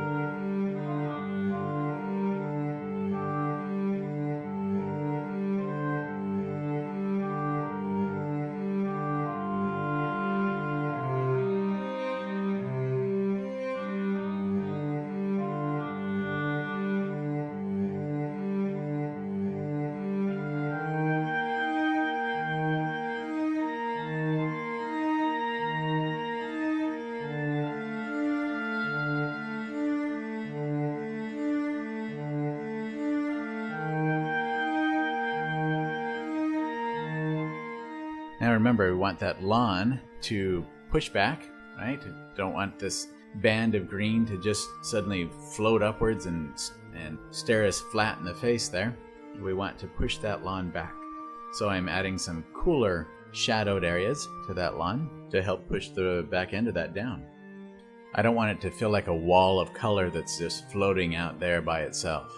So I'll use a few different things here in the future that'll help break up that space as well. Some pieces of grass, some leaves and things that break into that space. Notice also that my brush is kind of going all over the place. That's so that I don't, especially with the distance that I want to be perceived with the lawn, I don't want just a line going across there. That'll tend to come forward much more strongly than what I want the back of that lawn to do. I want it to blend back into the shadows, as if it just basically imperceptibly, I want it to feel like it naturally dissolves away and kind of pushes the back end of that lawn down even further.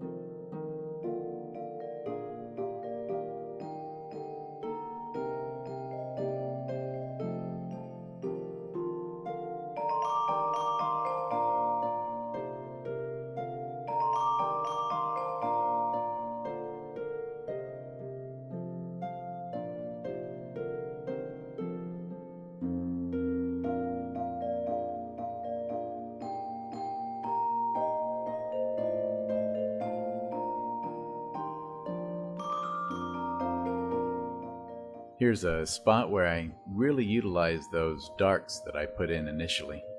I can come in with these leaves that are closer to the light and place them right across the top of those dark underleaf portions.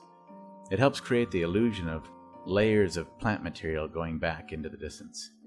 I put a little bit warmer, brighter leaves there and significantly enhance that sense of reality or naturalism that I'm striving for.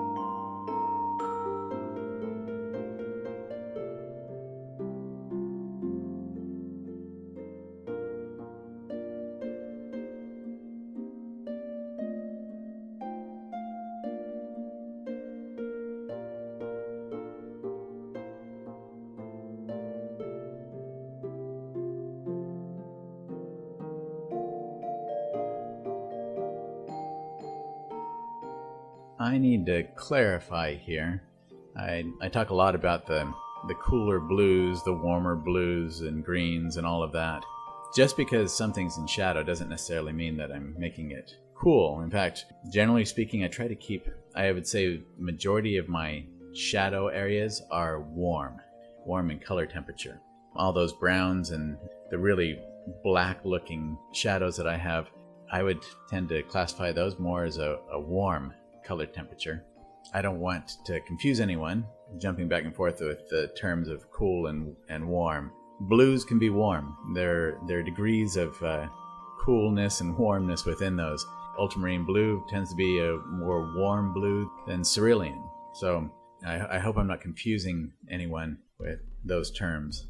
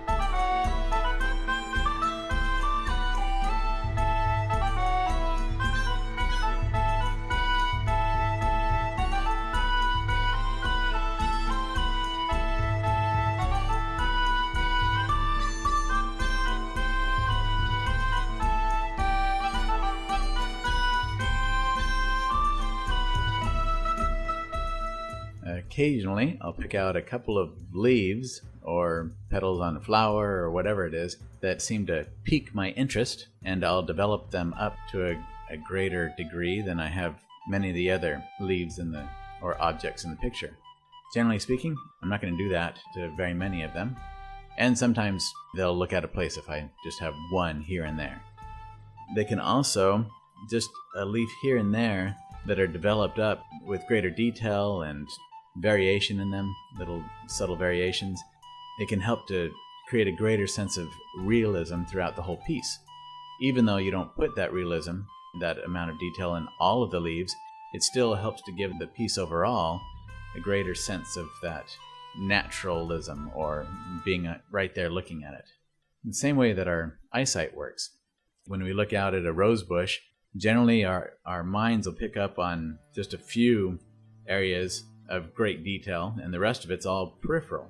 We don't see a lot of detail, but those few areas that we're picking out of all the other leaves around it, those are giving our mind enough information to tell us, okay, this is real, I know what I'm looking at. It helps us to identify that it's a rose bush or whatever it is that we are looking at. Our minds don't have to see, and the picture doesn't have to have everything with the same amount of detail.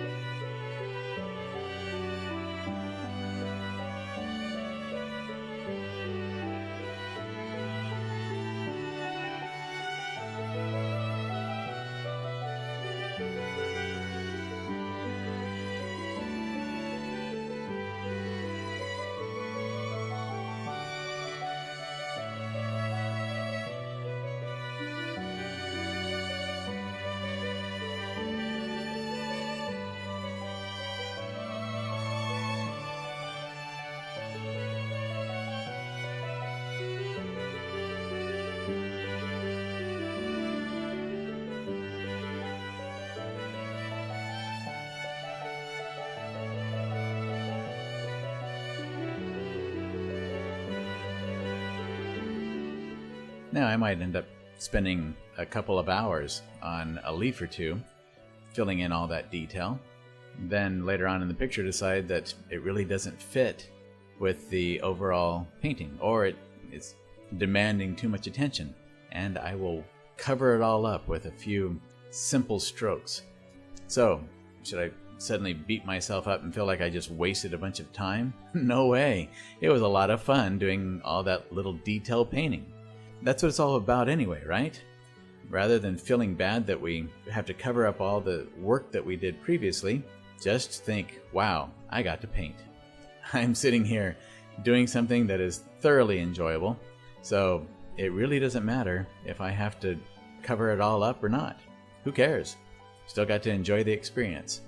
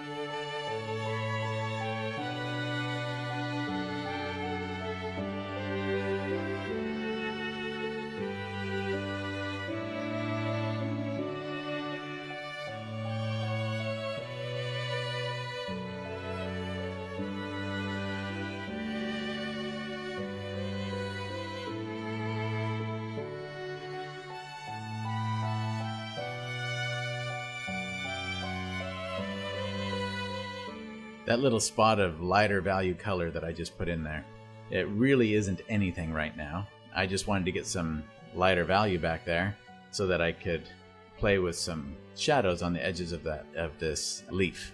And that's all that's for. As I go along, I'll figure out exactly what I want to do with it. As it is right now, I don't know.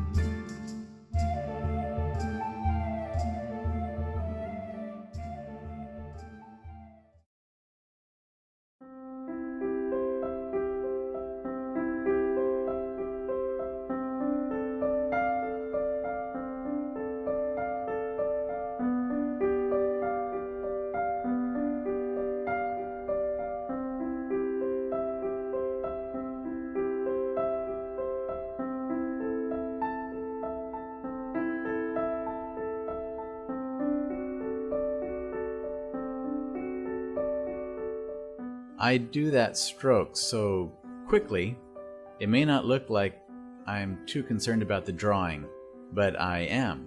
Before I start that stroke, I think about exactly where my brush is going to be going, so that when I set my brush onto the panel and I move it down that stem, I'm following a previously designated route.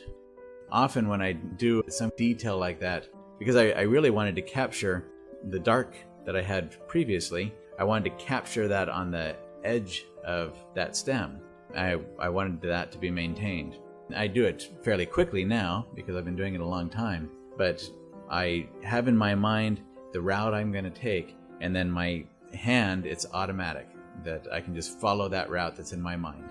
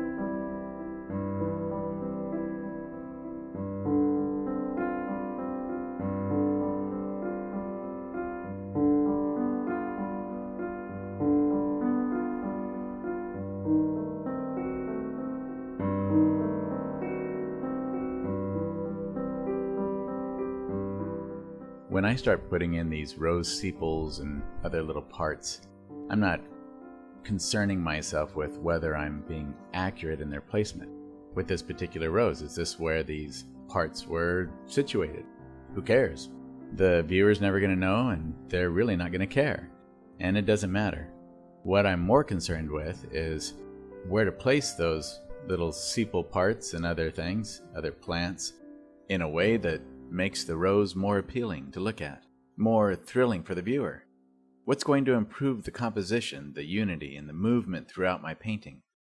Every little part, whether it's the small character-filled sepals, or a branch, or a leaf, or a rose, background colors, shapes, all of those elements have to integrate and flow with each other, create movement through the piece that engages the viewer, that keeps them locked into the painting in a way that they're enjoying themselves so much that they don't want to leave. That's what it's all about.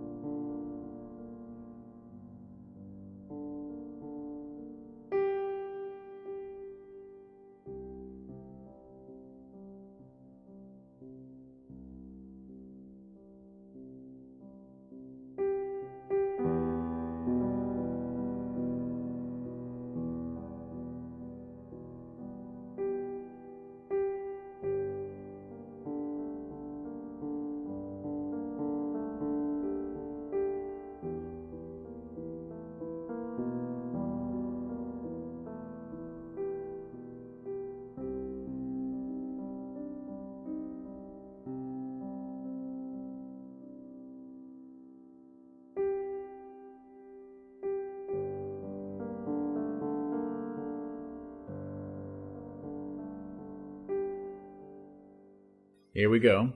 This is what I was talking about earlier. I'm now breaking up that green space back there. And yet it's going to be a nice foil against the red roses that are there.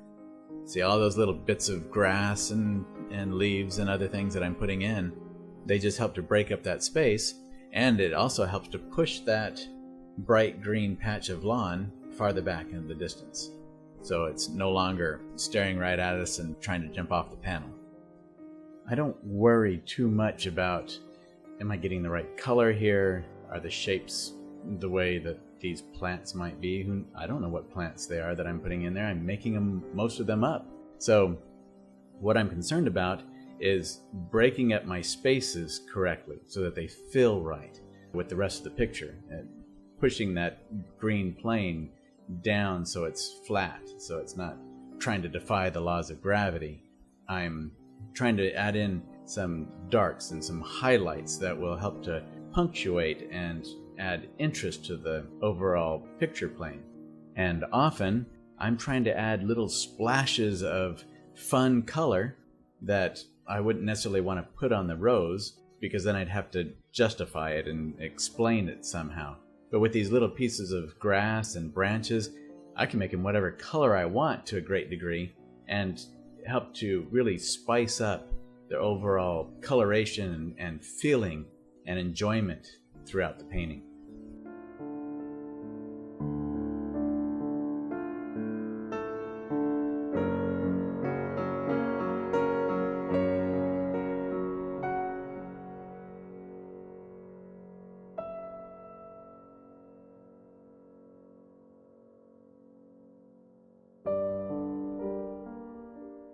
This is the only part in the picture that is on QuickTime. I sped it up here because all I'm doing is taking some paint from the previous day, and actually the previous evening, and I'm laying it all out here trying to see if any of it's usable. Sometimes my paint will dry out just overnight, get too much of a skin on top of it, and there's really not much there to use. That's why I wiped off the pink paint there. That's the only part in the picture that I have sped up in any way. Everything else is real time.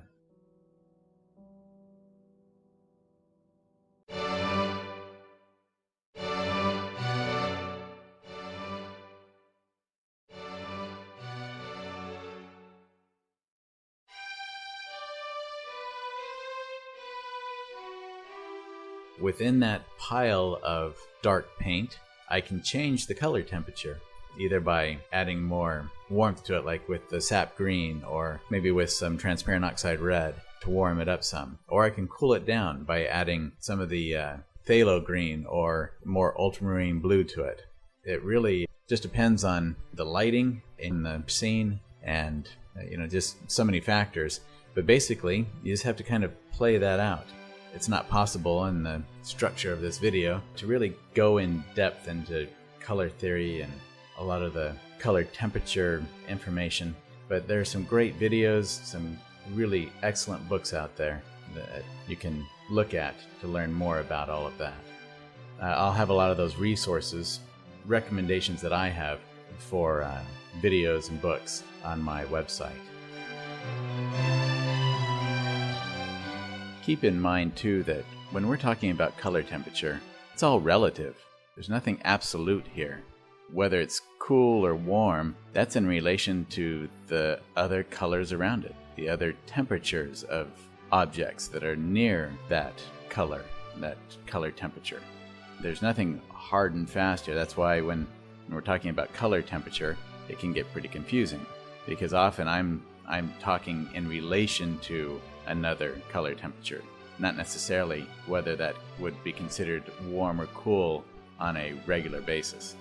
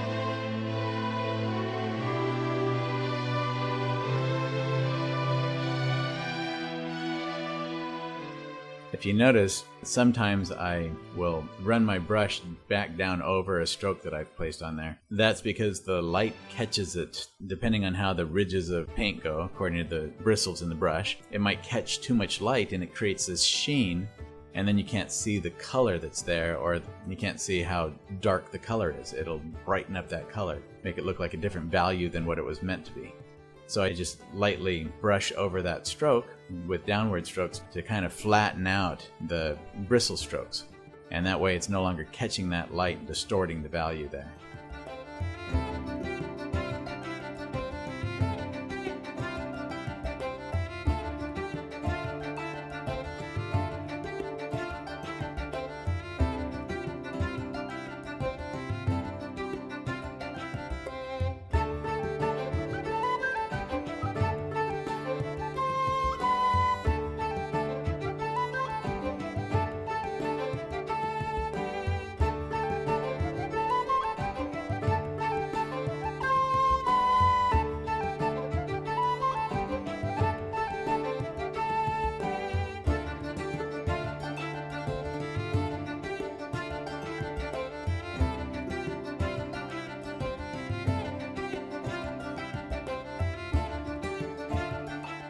Much of what I've been doing here is just breaking up spaces, placing more plants and shapes in the shadows, and creating a lot more energy and movement and interest throughout the painting, making sure there's a pleasing distribution and engagement of smaller details within the entire composition.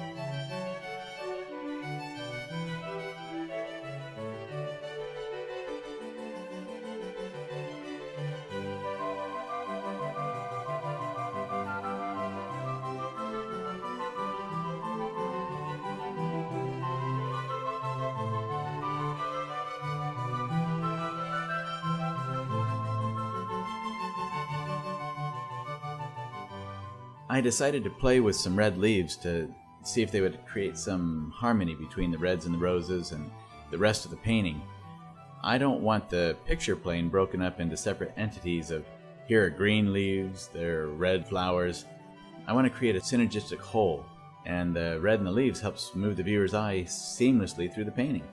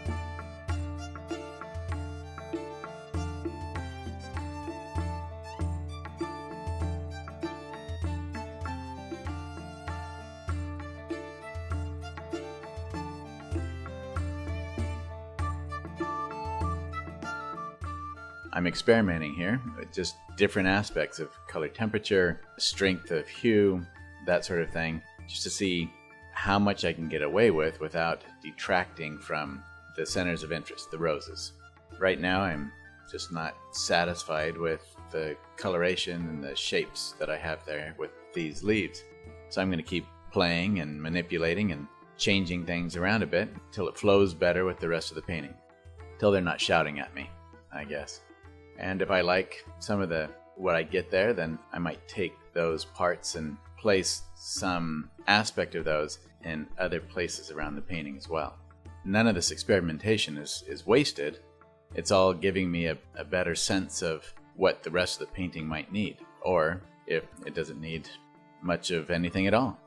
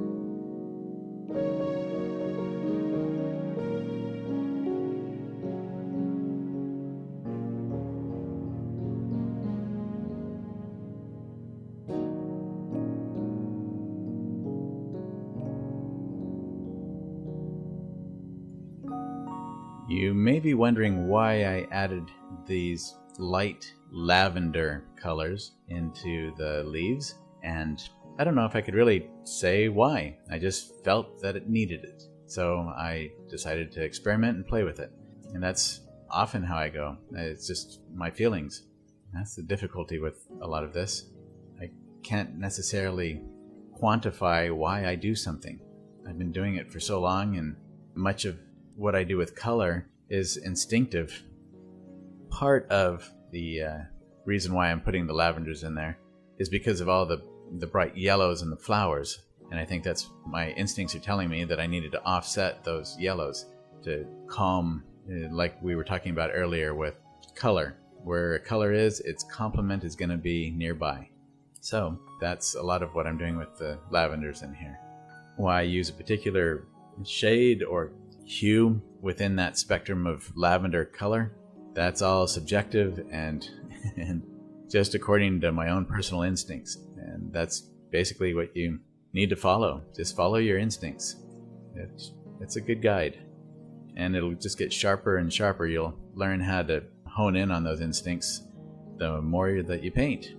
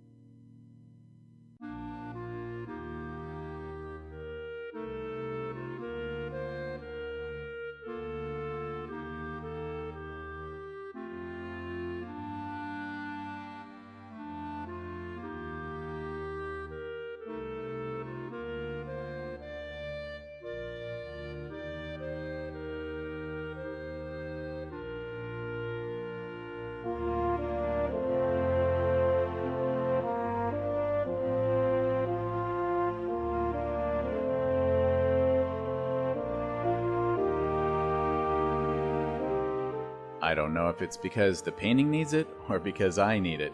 When I've spent some time with finer details, I enjoy jumping back into some carefree foliage, being spontaneous for a while.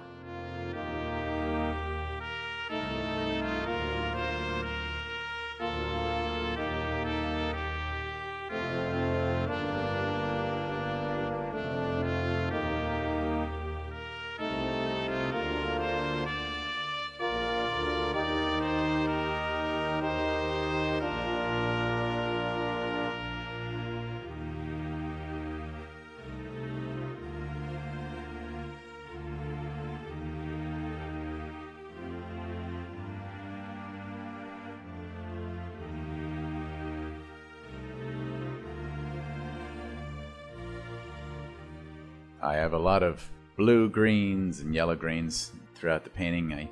I think the painting really needed those more subtle olive greens that I've been placing in there right now.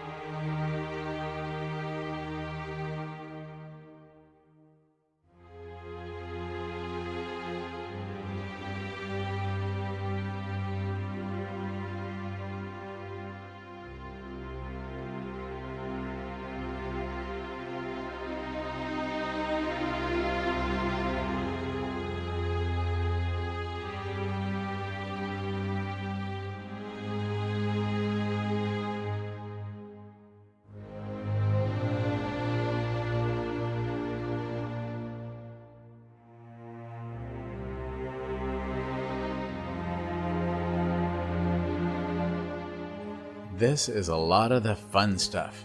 Putting in the bits of grass and the more quickly rendered leaves, that's just pure joy. It reminds me of my more swashbuckler days when I would stand at my easel on location and my wife described me as swordplay is what it was. Looked like I was dueling with the canvas. I'd stand back and my arm would be outstretched and I'd just go in there and slash at the canvas. Fast and furious. Now I've toned that down a little bit. I like to get it more subtlety than I used to get in the old days, but I still have a tendency to love that part of the painting process. So color and just spontaneous brushwork are pure enjoyment. Although occasionally I do get too carried away and I end up having to wipe off some of the work that I've done, and I sometimes lose areas that I was kind of fond of, but that's just part of the game we play. And if we're afraid to lose those spots, then our painting's probably going to be boring anyway. It's going to get stiff and dull, and that's not good for anybody. So I just have learned to let go, not get too afraid of it, and let my subconscious be my guide.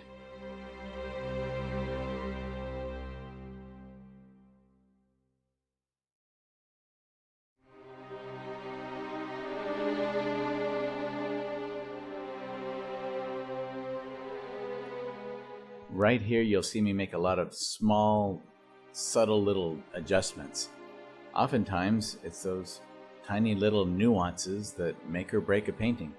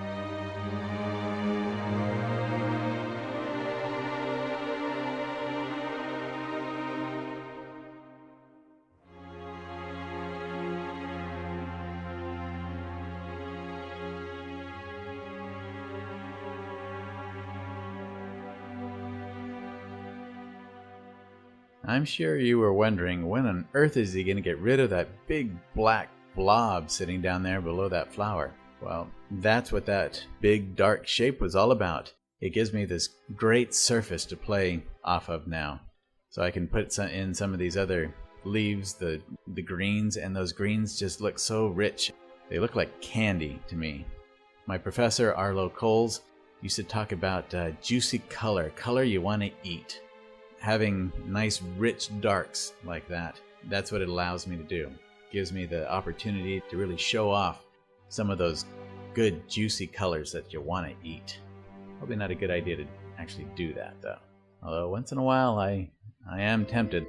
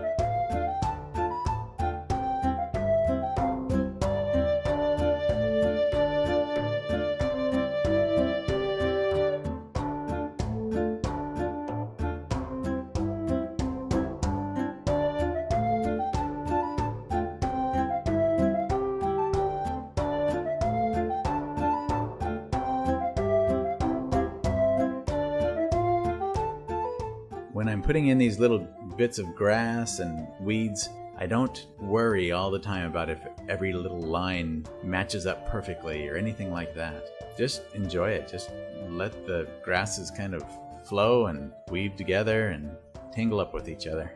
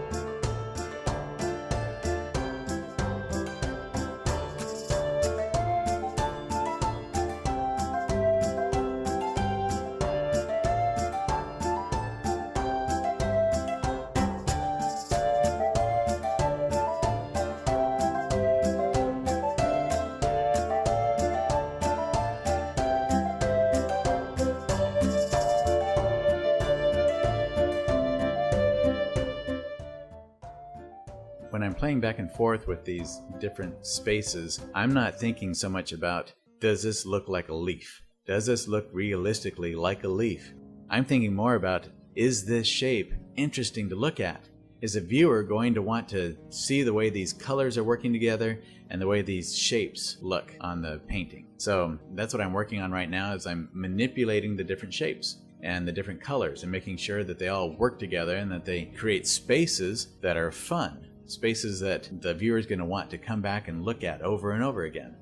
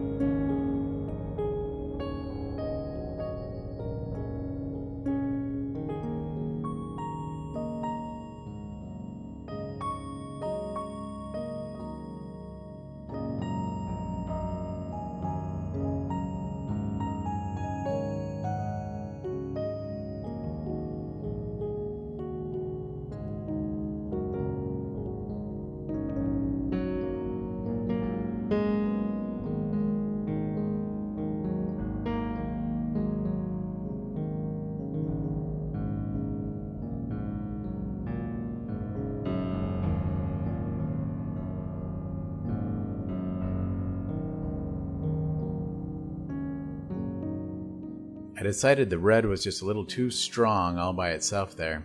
So I'm going to add in some more colors and just keep little remnants of that red showing through, and hopefully come out with a fun leaf after that.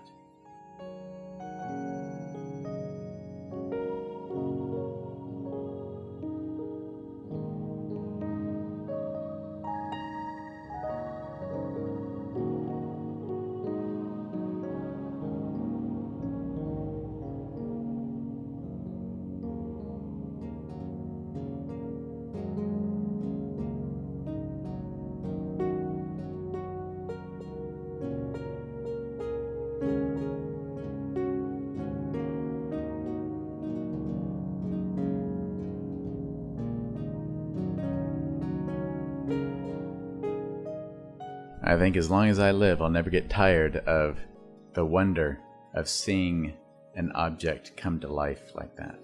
Just how that leaf, putting the highlights, the shadows, the different variegated coloration throughout it, seeing it come into its own, becoming a living force, it seems. That is just amazing to me. It's part of the thrill of being an artist.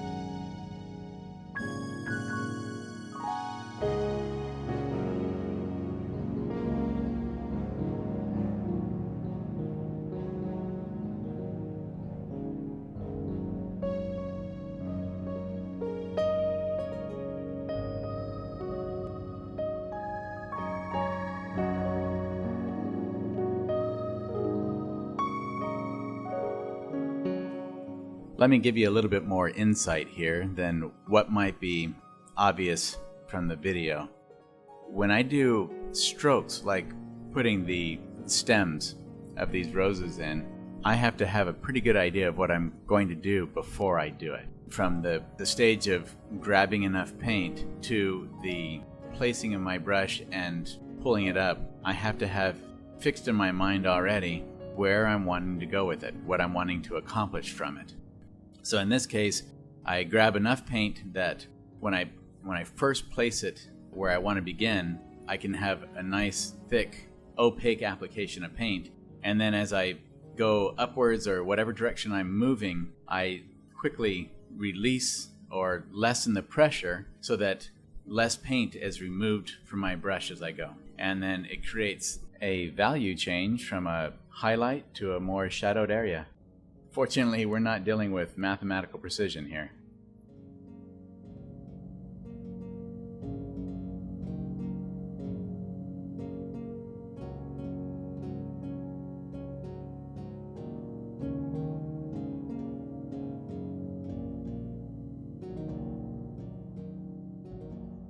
So now I'm adding in all the little bones that keep that body of leaves and flowers held up and suspended in the air.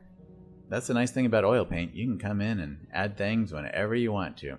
So I leave all those things to the very end until I know, well, to a great degree, I leave a lot of that to the end so that I know that basically I have the overall pattern of leaves and the basic shapes already fleshed out and in position. And then I can come in and start adding in the more fun little details that help to give structure to the overall whole of the painting.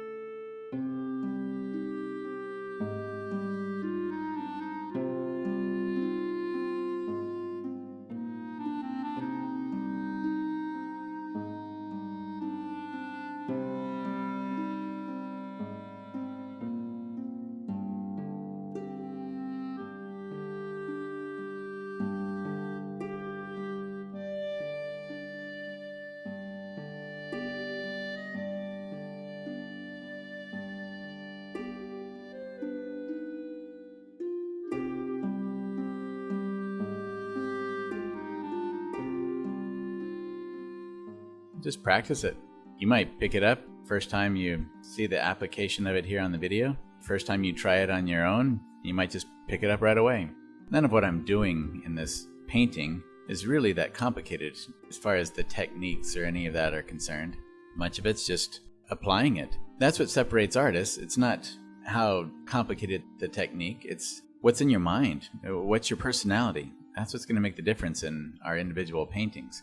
I'm not concerned about somebody doing their techniques or paint application exactly the same way I do. Who cares about that? It's our own experiences and personalities and what it is that we're interested in that's going to come out in the final painting. And that's what makes the world so fantastic, is all the variety. And I'd get pretty bored if everything looked like what I do. I like to see other artists' work. I love going to the galleries and seeing all the vast variety of styles and subjects and application. Sorry about this long pause here over the palette. I was debating between heightening the highlight value on that leaf and adding a darker undertone to it. I decided rather than the highlight part, I'd put a little bit darker spot underneath that and help that three-dimensionality a bit.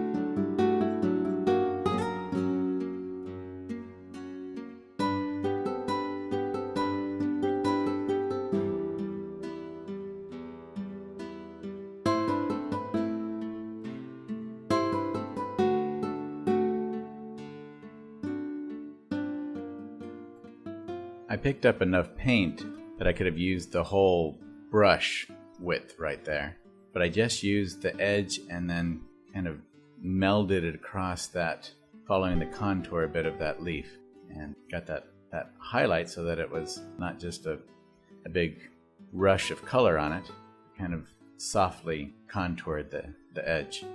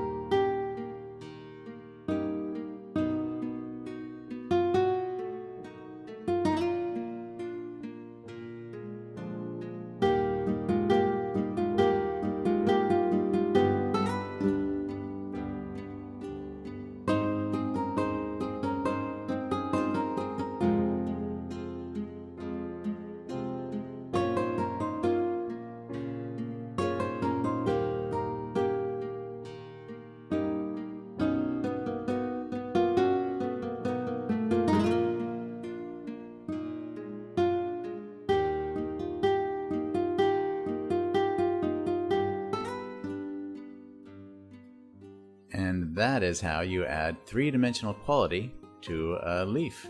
Give it a shadow underneath, a couple of little highlights, and suddenly it's coming off the page, or coming off of the panel, as if you could just reach out there and lift it right off of there. That's that trompe-l'oeil effect that became so popular a couple centuries ago. Like, who was it, Charles and James Peale, who did a lot of that back in the 1800s, the George Washington portraitists. Fun stuff.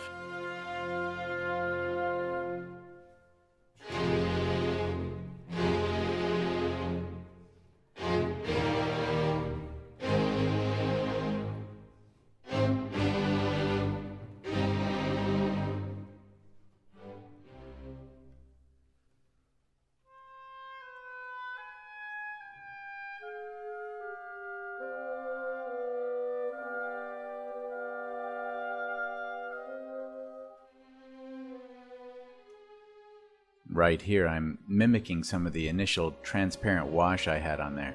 only I'm trying to keep it more subdued and darker value so that it doesn't pop out like the areas of wash that you can see around those leaves.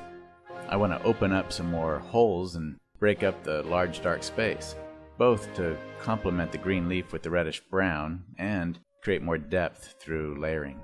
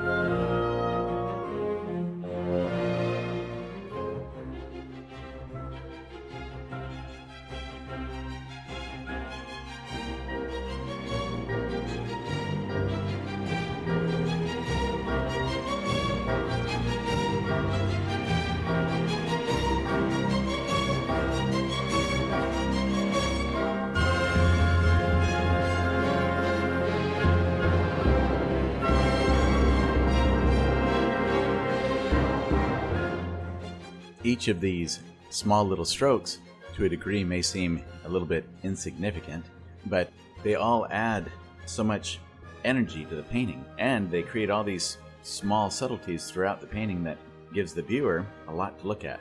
That's part of that effort to create something that will draw the viewer back over and over again, not just one big bang, woo, wow, that was cool, now I have nothing to look at.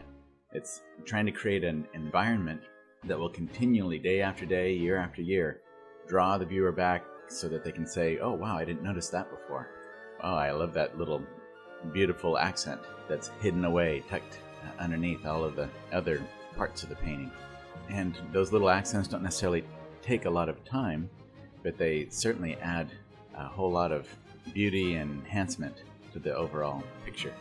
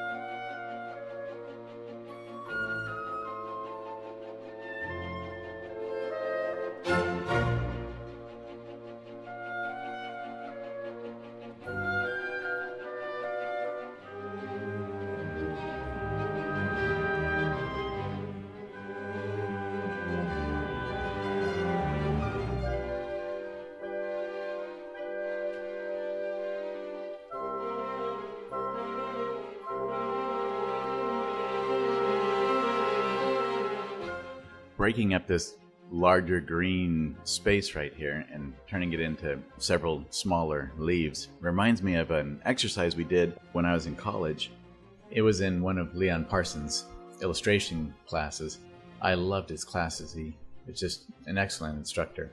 A lot of my drawing skills, really, I can credit to him. They were extremely demanding. Well, I did a lot of overnighters preparing for his classes. They just required many hours, but well worth the effort. I had a huge growth curve under his tutelage. Anyway, to get back to the story, we took a big 50-gallon trash can, filled it with water, and then took spray paint. It seemed like 5 or 10 different colors, and sprayed them on the top of the water. Then we took a rag board, illustration board, and dipped it down into the paint, pulled the illustration board out, and it pulled the paint with it. We swirled it around and mixed it together, not over mixing, but just kind of swirled it so it had all these beautiful colorations throughout it. And then we had this illustration board with this swirly paint covering it, and we were supposed to take that and cut out pictures and make something from it, create another scene from that paint. Well, I took that and painted on it with oil paints and made it into kind of a child's dream. A little girl walking down the hill, and you see a little sailboat and castle cut out of the hill, and it was meant to just be childlike and playful. That idea of taking spaces and saying, what's here? What can I make out of this? And then cutting into those with shadow and light and creating a three-dimensional reality from it. It all kind of ties together. So all of our experiences as we go along just add to our repertoire of information and give us fun material to work with.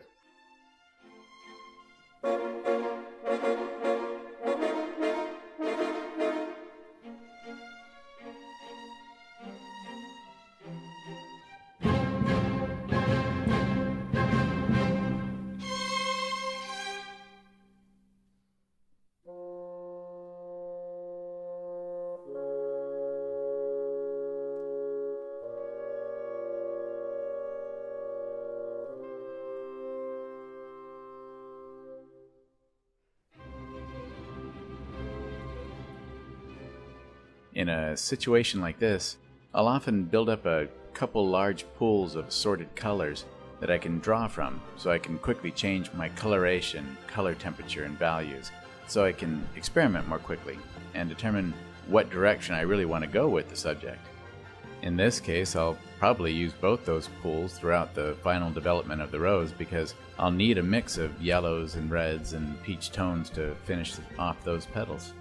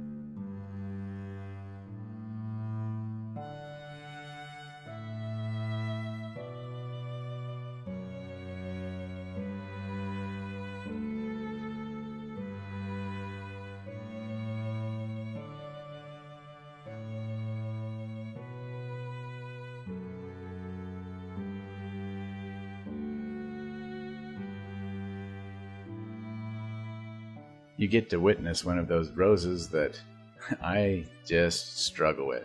The arrangement of the petals, the composition of it just doesn't feel right to me, and I keep playing back and forth quite a bit with this one to figure out what kind of an arrangement I want.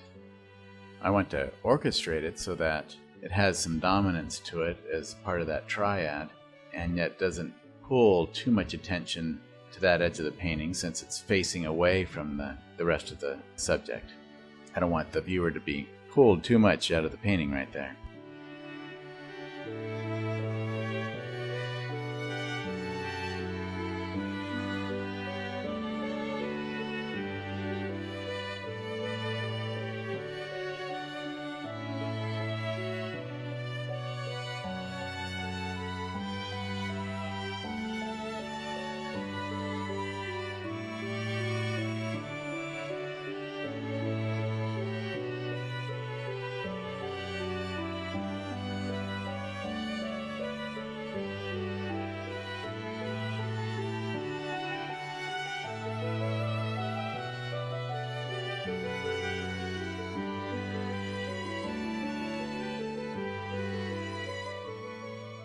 No, ladies and gentlemen, that is not some kind of sci-fi special effect. I am literally being attacked by giant ants. Actually, I just have those frustrating little sugar ants that I cannot seem to get rid of, and it looks like one of them is testing out my camera to see if there's anything edible there. Any little sweet morsel that might have gotten left behind.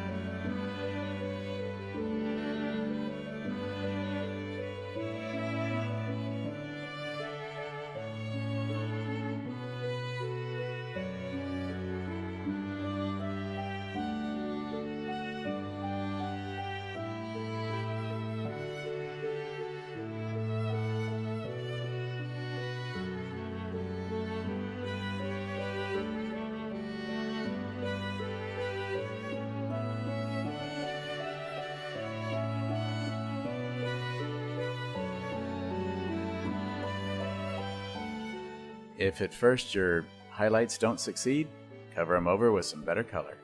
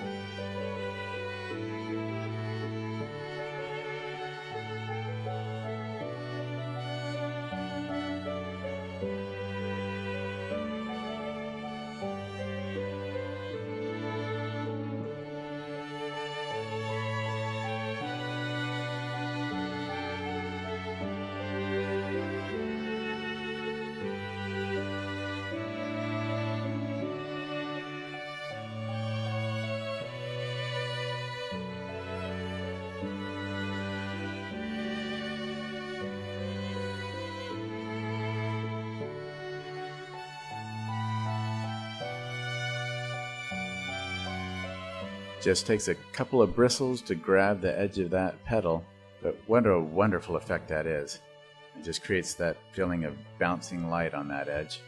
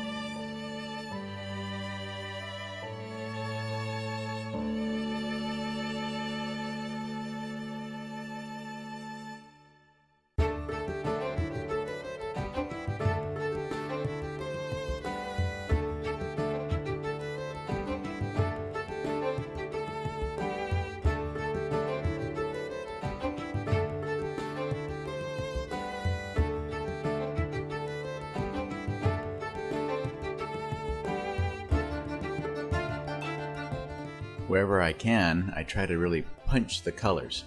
I love just beautiful saturated colors. So as long as I keep my values in good order, I can just about use any color and have it work all right.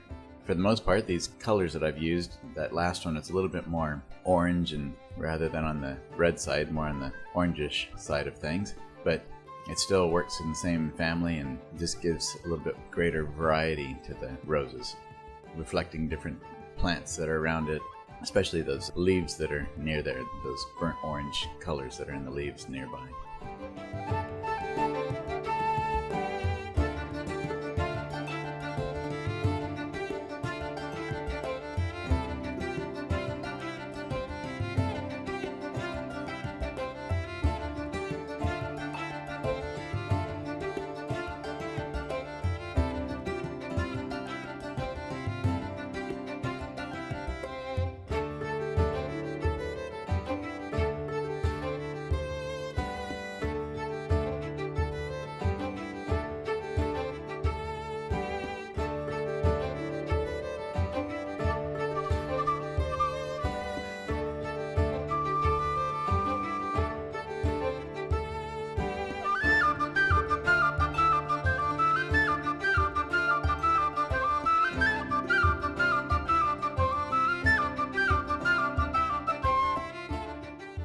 I still use that bright highlight that I had on there by leaving a little bit of it on the edge of that petal, but it was way too much light value for that big of a space.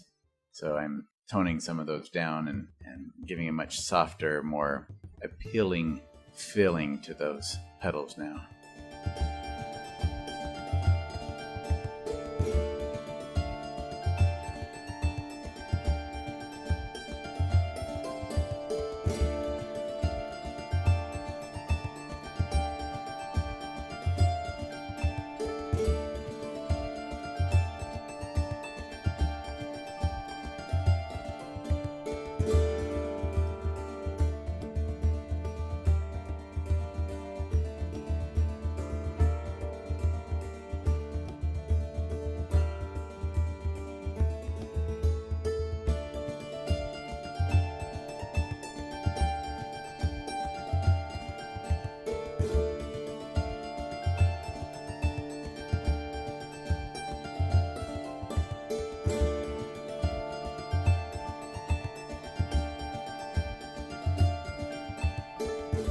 The rose is coming along a lot better now. I just had to get my drawing under control, really separate some of those petals and make them much more distinct and individualized. It was kind of this a lump of mushed together petals for a while there.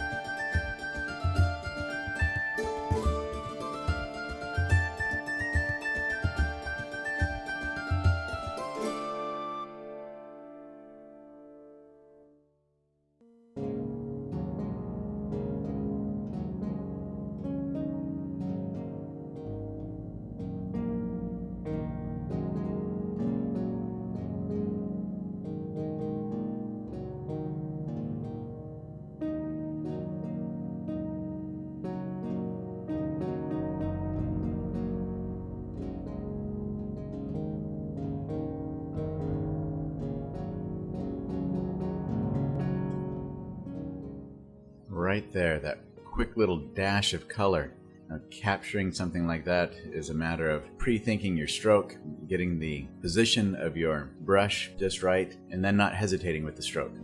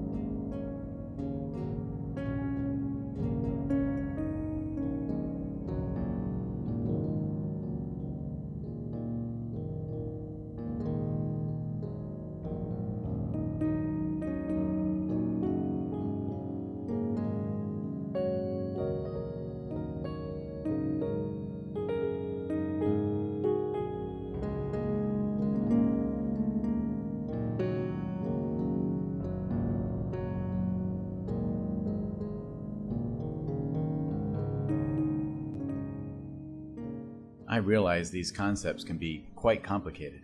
There's nothing easy about making beautiful art. It's a lifetime pursuit and then some.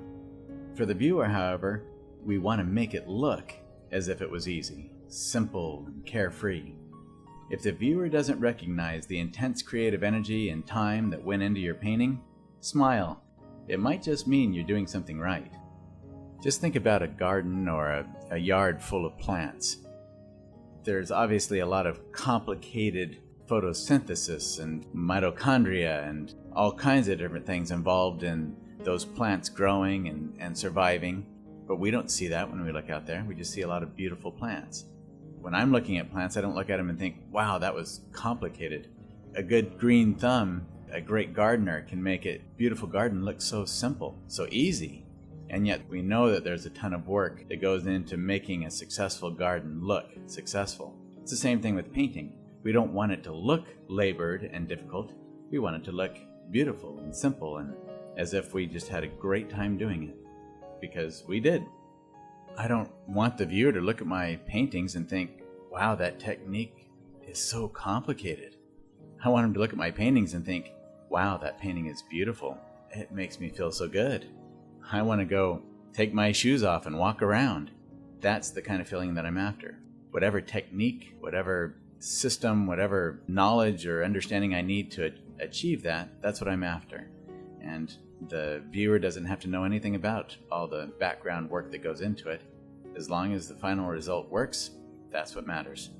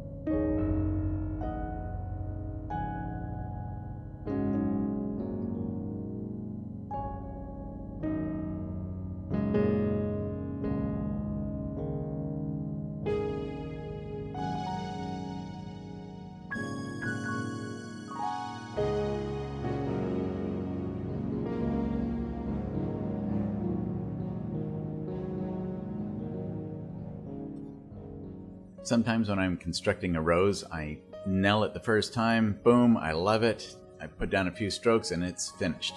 And then there are other roses that are just a struggle from the start to finish, I think. So with this one, there were moments when I thought, oh yeah, I like this, it's working out. And then on further reflection, it just wasn't quite there. So I'm changing some things up as I go. And that's just the nature of the game. Sometimes they work just the way that I want them to, and other times I have to play and experiment and keep working at it. And there are occasions when I just wipe it all off and start all over again. I might spend hours and hours on one rose and get to a point where I think this does not work. So I wipe it all off, and then half an hour of work later, I've completed a new rose. Just never know. The important thing isn't how much work did I put into this rose, it's, is it working? Is it beautiful? Does it feel complete? If it doesn't, then change it or start all over again with it. And remember, it's all fun. It doesn't really matter if we have to start all over again, we just get to paint some more.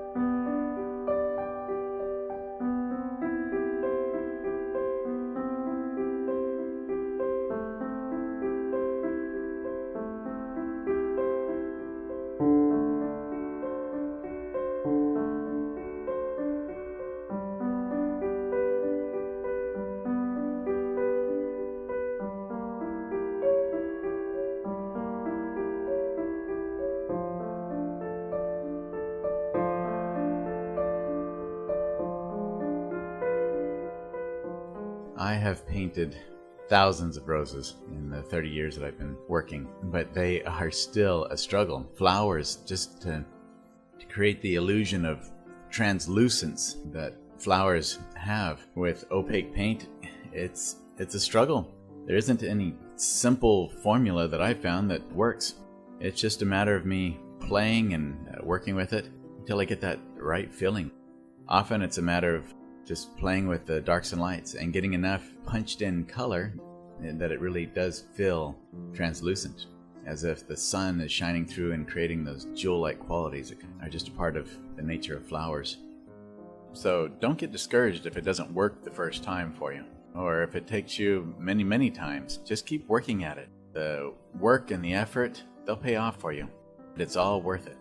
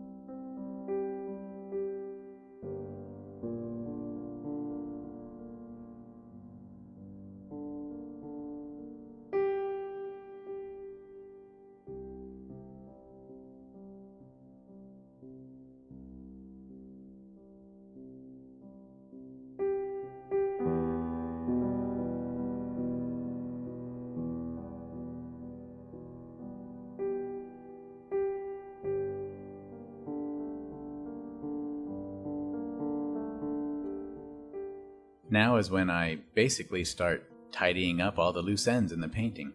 Make sure everything is consistent, that there isn't an obnoxious stroke or some glaring mistake I've overlooked. That all the edges feel natural and that the eye is led around the painting and not out of it. I'm refining the individual parts and stepping back to analyze the painting as a whole, especially from the large mirror I have on the wall behind me. It helps to shift my perspective.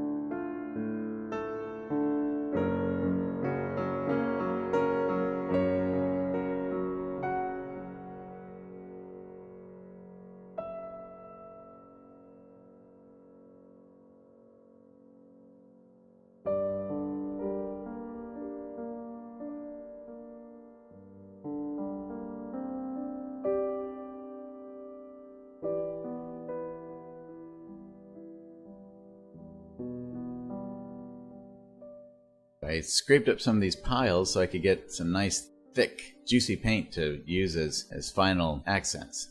Get some of that nice Van Gogh-like qualities on there. I love to see the good, thick, textural quality of the paint on a panel. You'll hear me reference Van Gogh quite a bit. He's one of my favorites. He has such a way with color and just a very emotive style.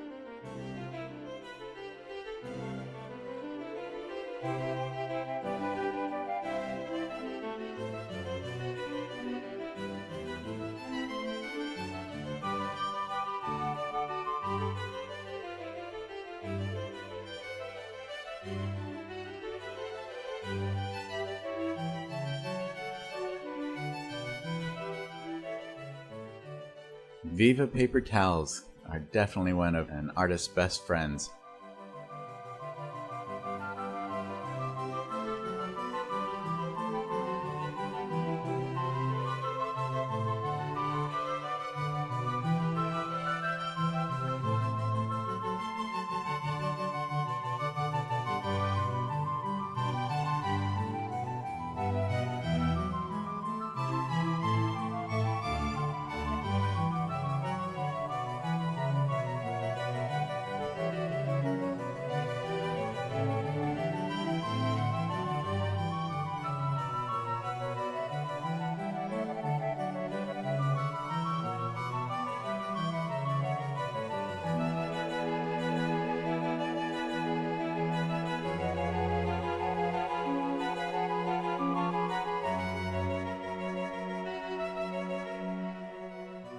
I'm adding enough highlight here to break up the monotonous tone on the right edge of this rose, while not drawing too much attention away from other more important places in the painting.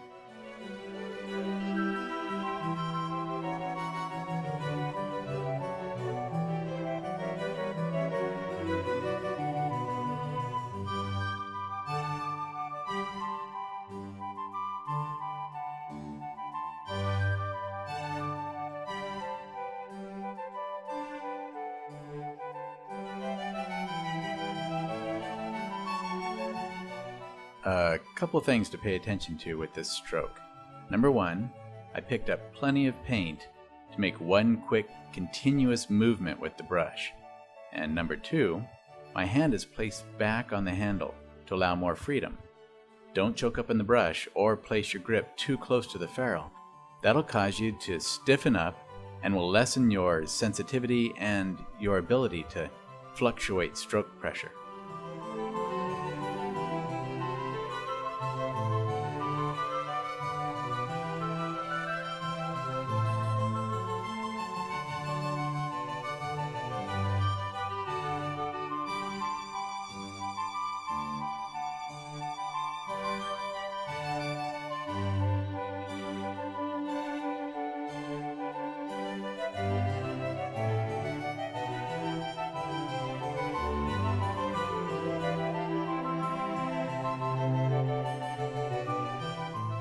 Question for you.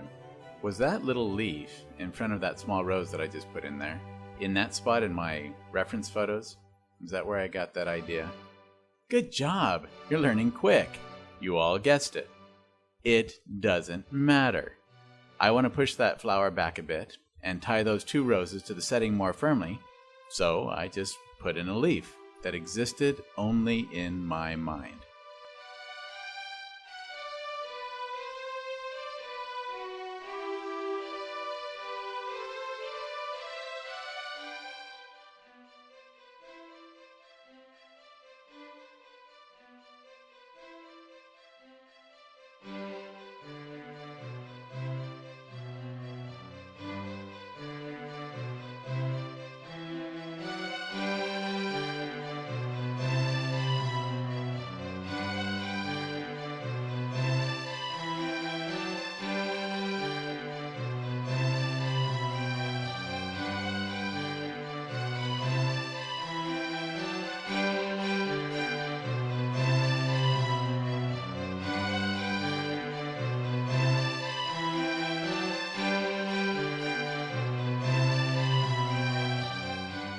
This is me getting my mind right. I'm drawing before I ever place the brush on the panel, because in this instance I want to make sure that I get those blades of grass in the spots that I want them to be. I don't want to have to redo a lot of petals or lose especially the work that I have done on that leaf there to the right. I like what happened with that leaf and I don't want to lose that. So I'm a little bit more careful and contemplative in the placing of my brush. It helps to just kind of draw some lines in the air, do a little bit of your drawing ahead of time before the actual engagement of the brushstroke.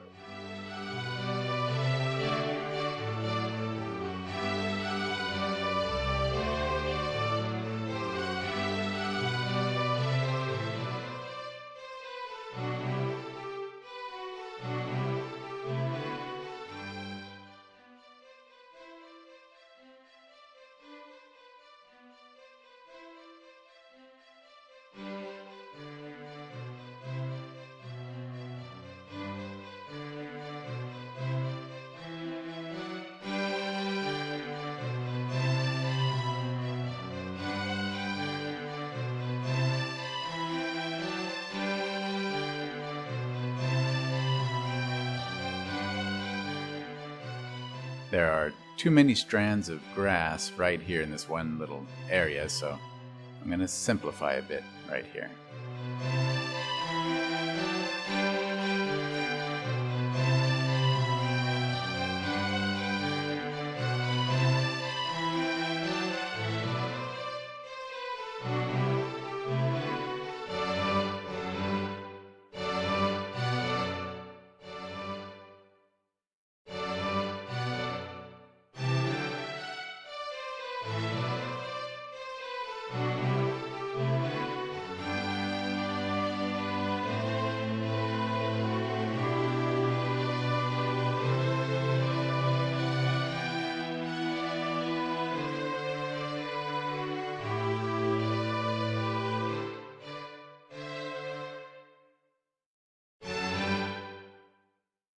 As much as I like the red accents from these leaves, they were too much. They were demanding a disproportionate amount of attention. I had to scale them back a little bit and temper all that color to help them feel as if they are a part of the whole, not an entity unto themselves.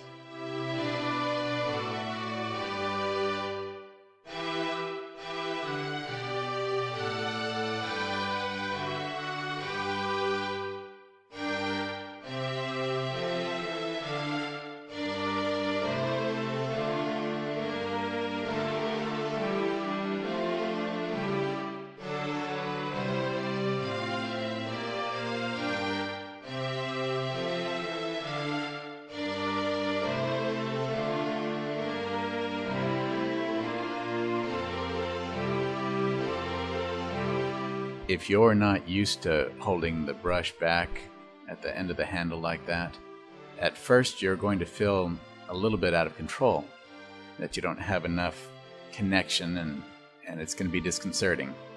Just trust me, practice it, and eventually you'll get to where it becomes natural for you.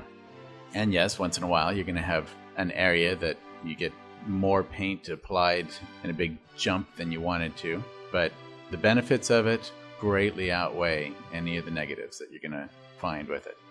Practice, practice, practice, and just eventually you'll get to where you'll think, how did I ever paint any other way?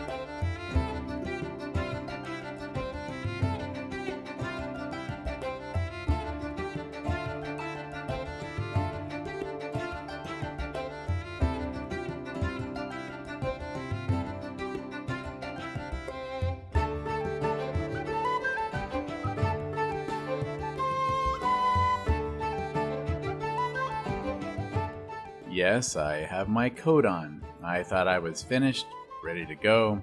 I looked over the painting one more time as I'm leaving my studio, and voila, I needed to add in a couple more little touches. Is there anyone out there that doesn't fidget at the end of the painting? And I don't know, I need to find a cure for that.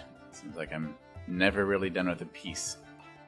And more than likely, my family was waiting on me to go do something. I'll just be another 5 minutes.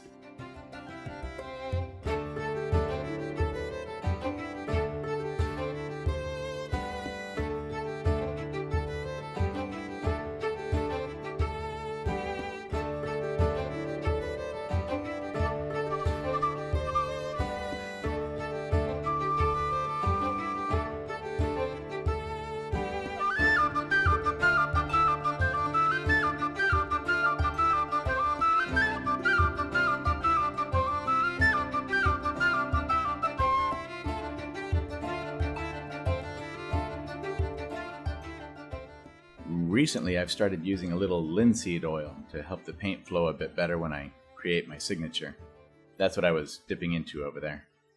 That's the only time during my painting that I use any type of medium besides the mineral spirits in my initial wash, but it does make it a bit easier to place my signature on the painting.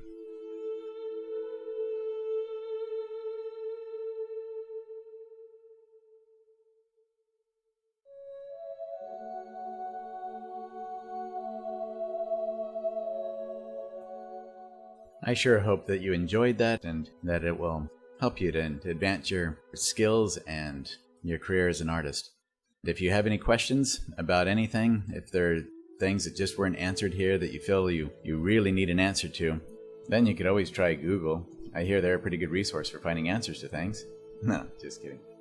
You can just email me. I'll respond as quickly as I can. It might take me a week or so to get back with you. Just be patient. I'm not ignoring you or anything like that.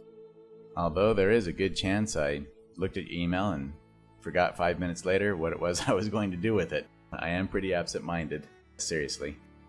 Other than that, I don't check email as often as a lot of people, and I try to concentrate on painting and these videos and my family. So that would be the reason I hadn't responded as quickly as you might like. But like most artists I know, I love to share what I've learned, and this seemed the best option to do that. I'm grateful for this opportunity and hope that it really was a blessing to you. So get out there and have a great time painting, and create your own window to a beautiful world.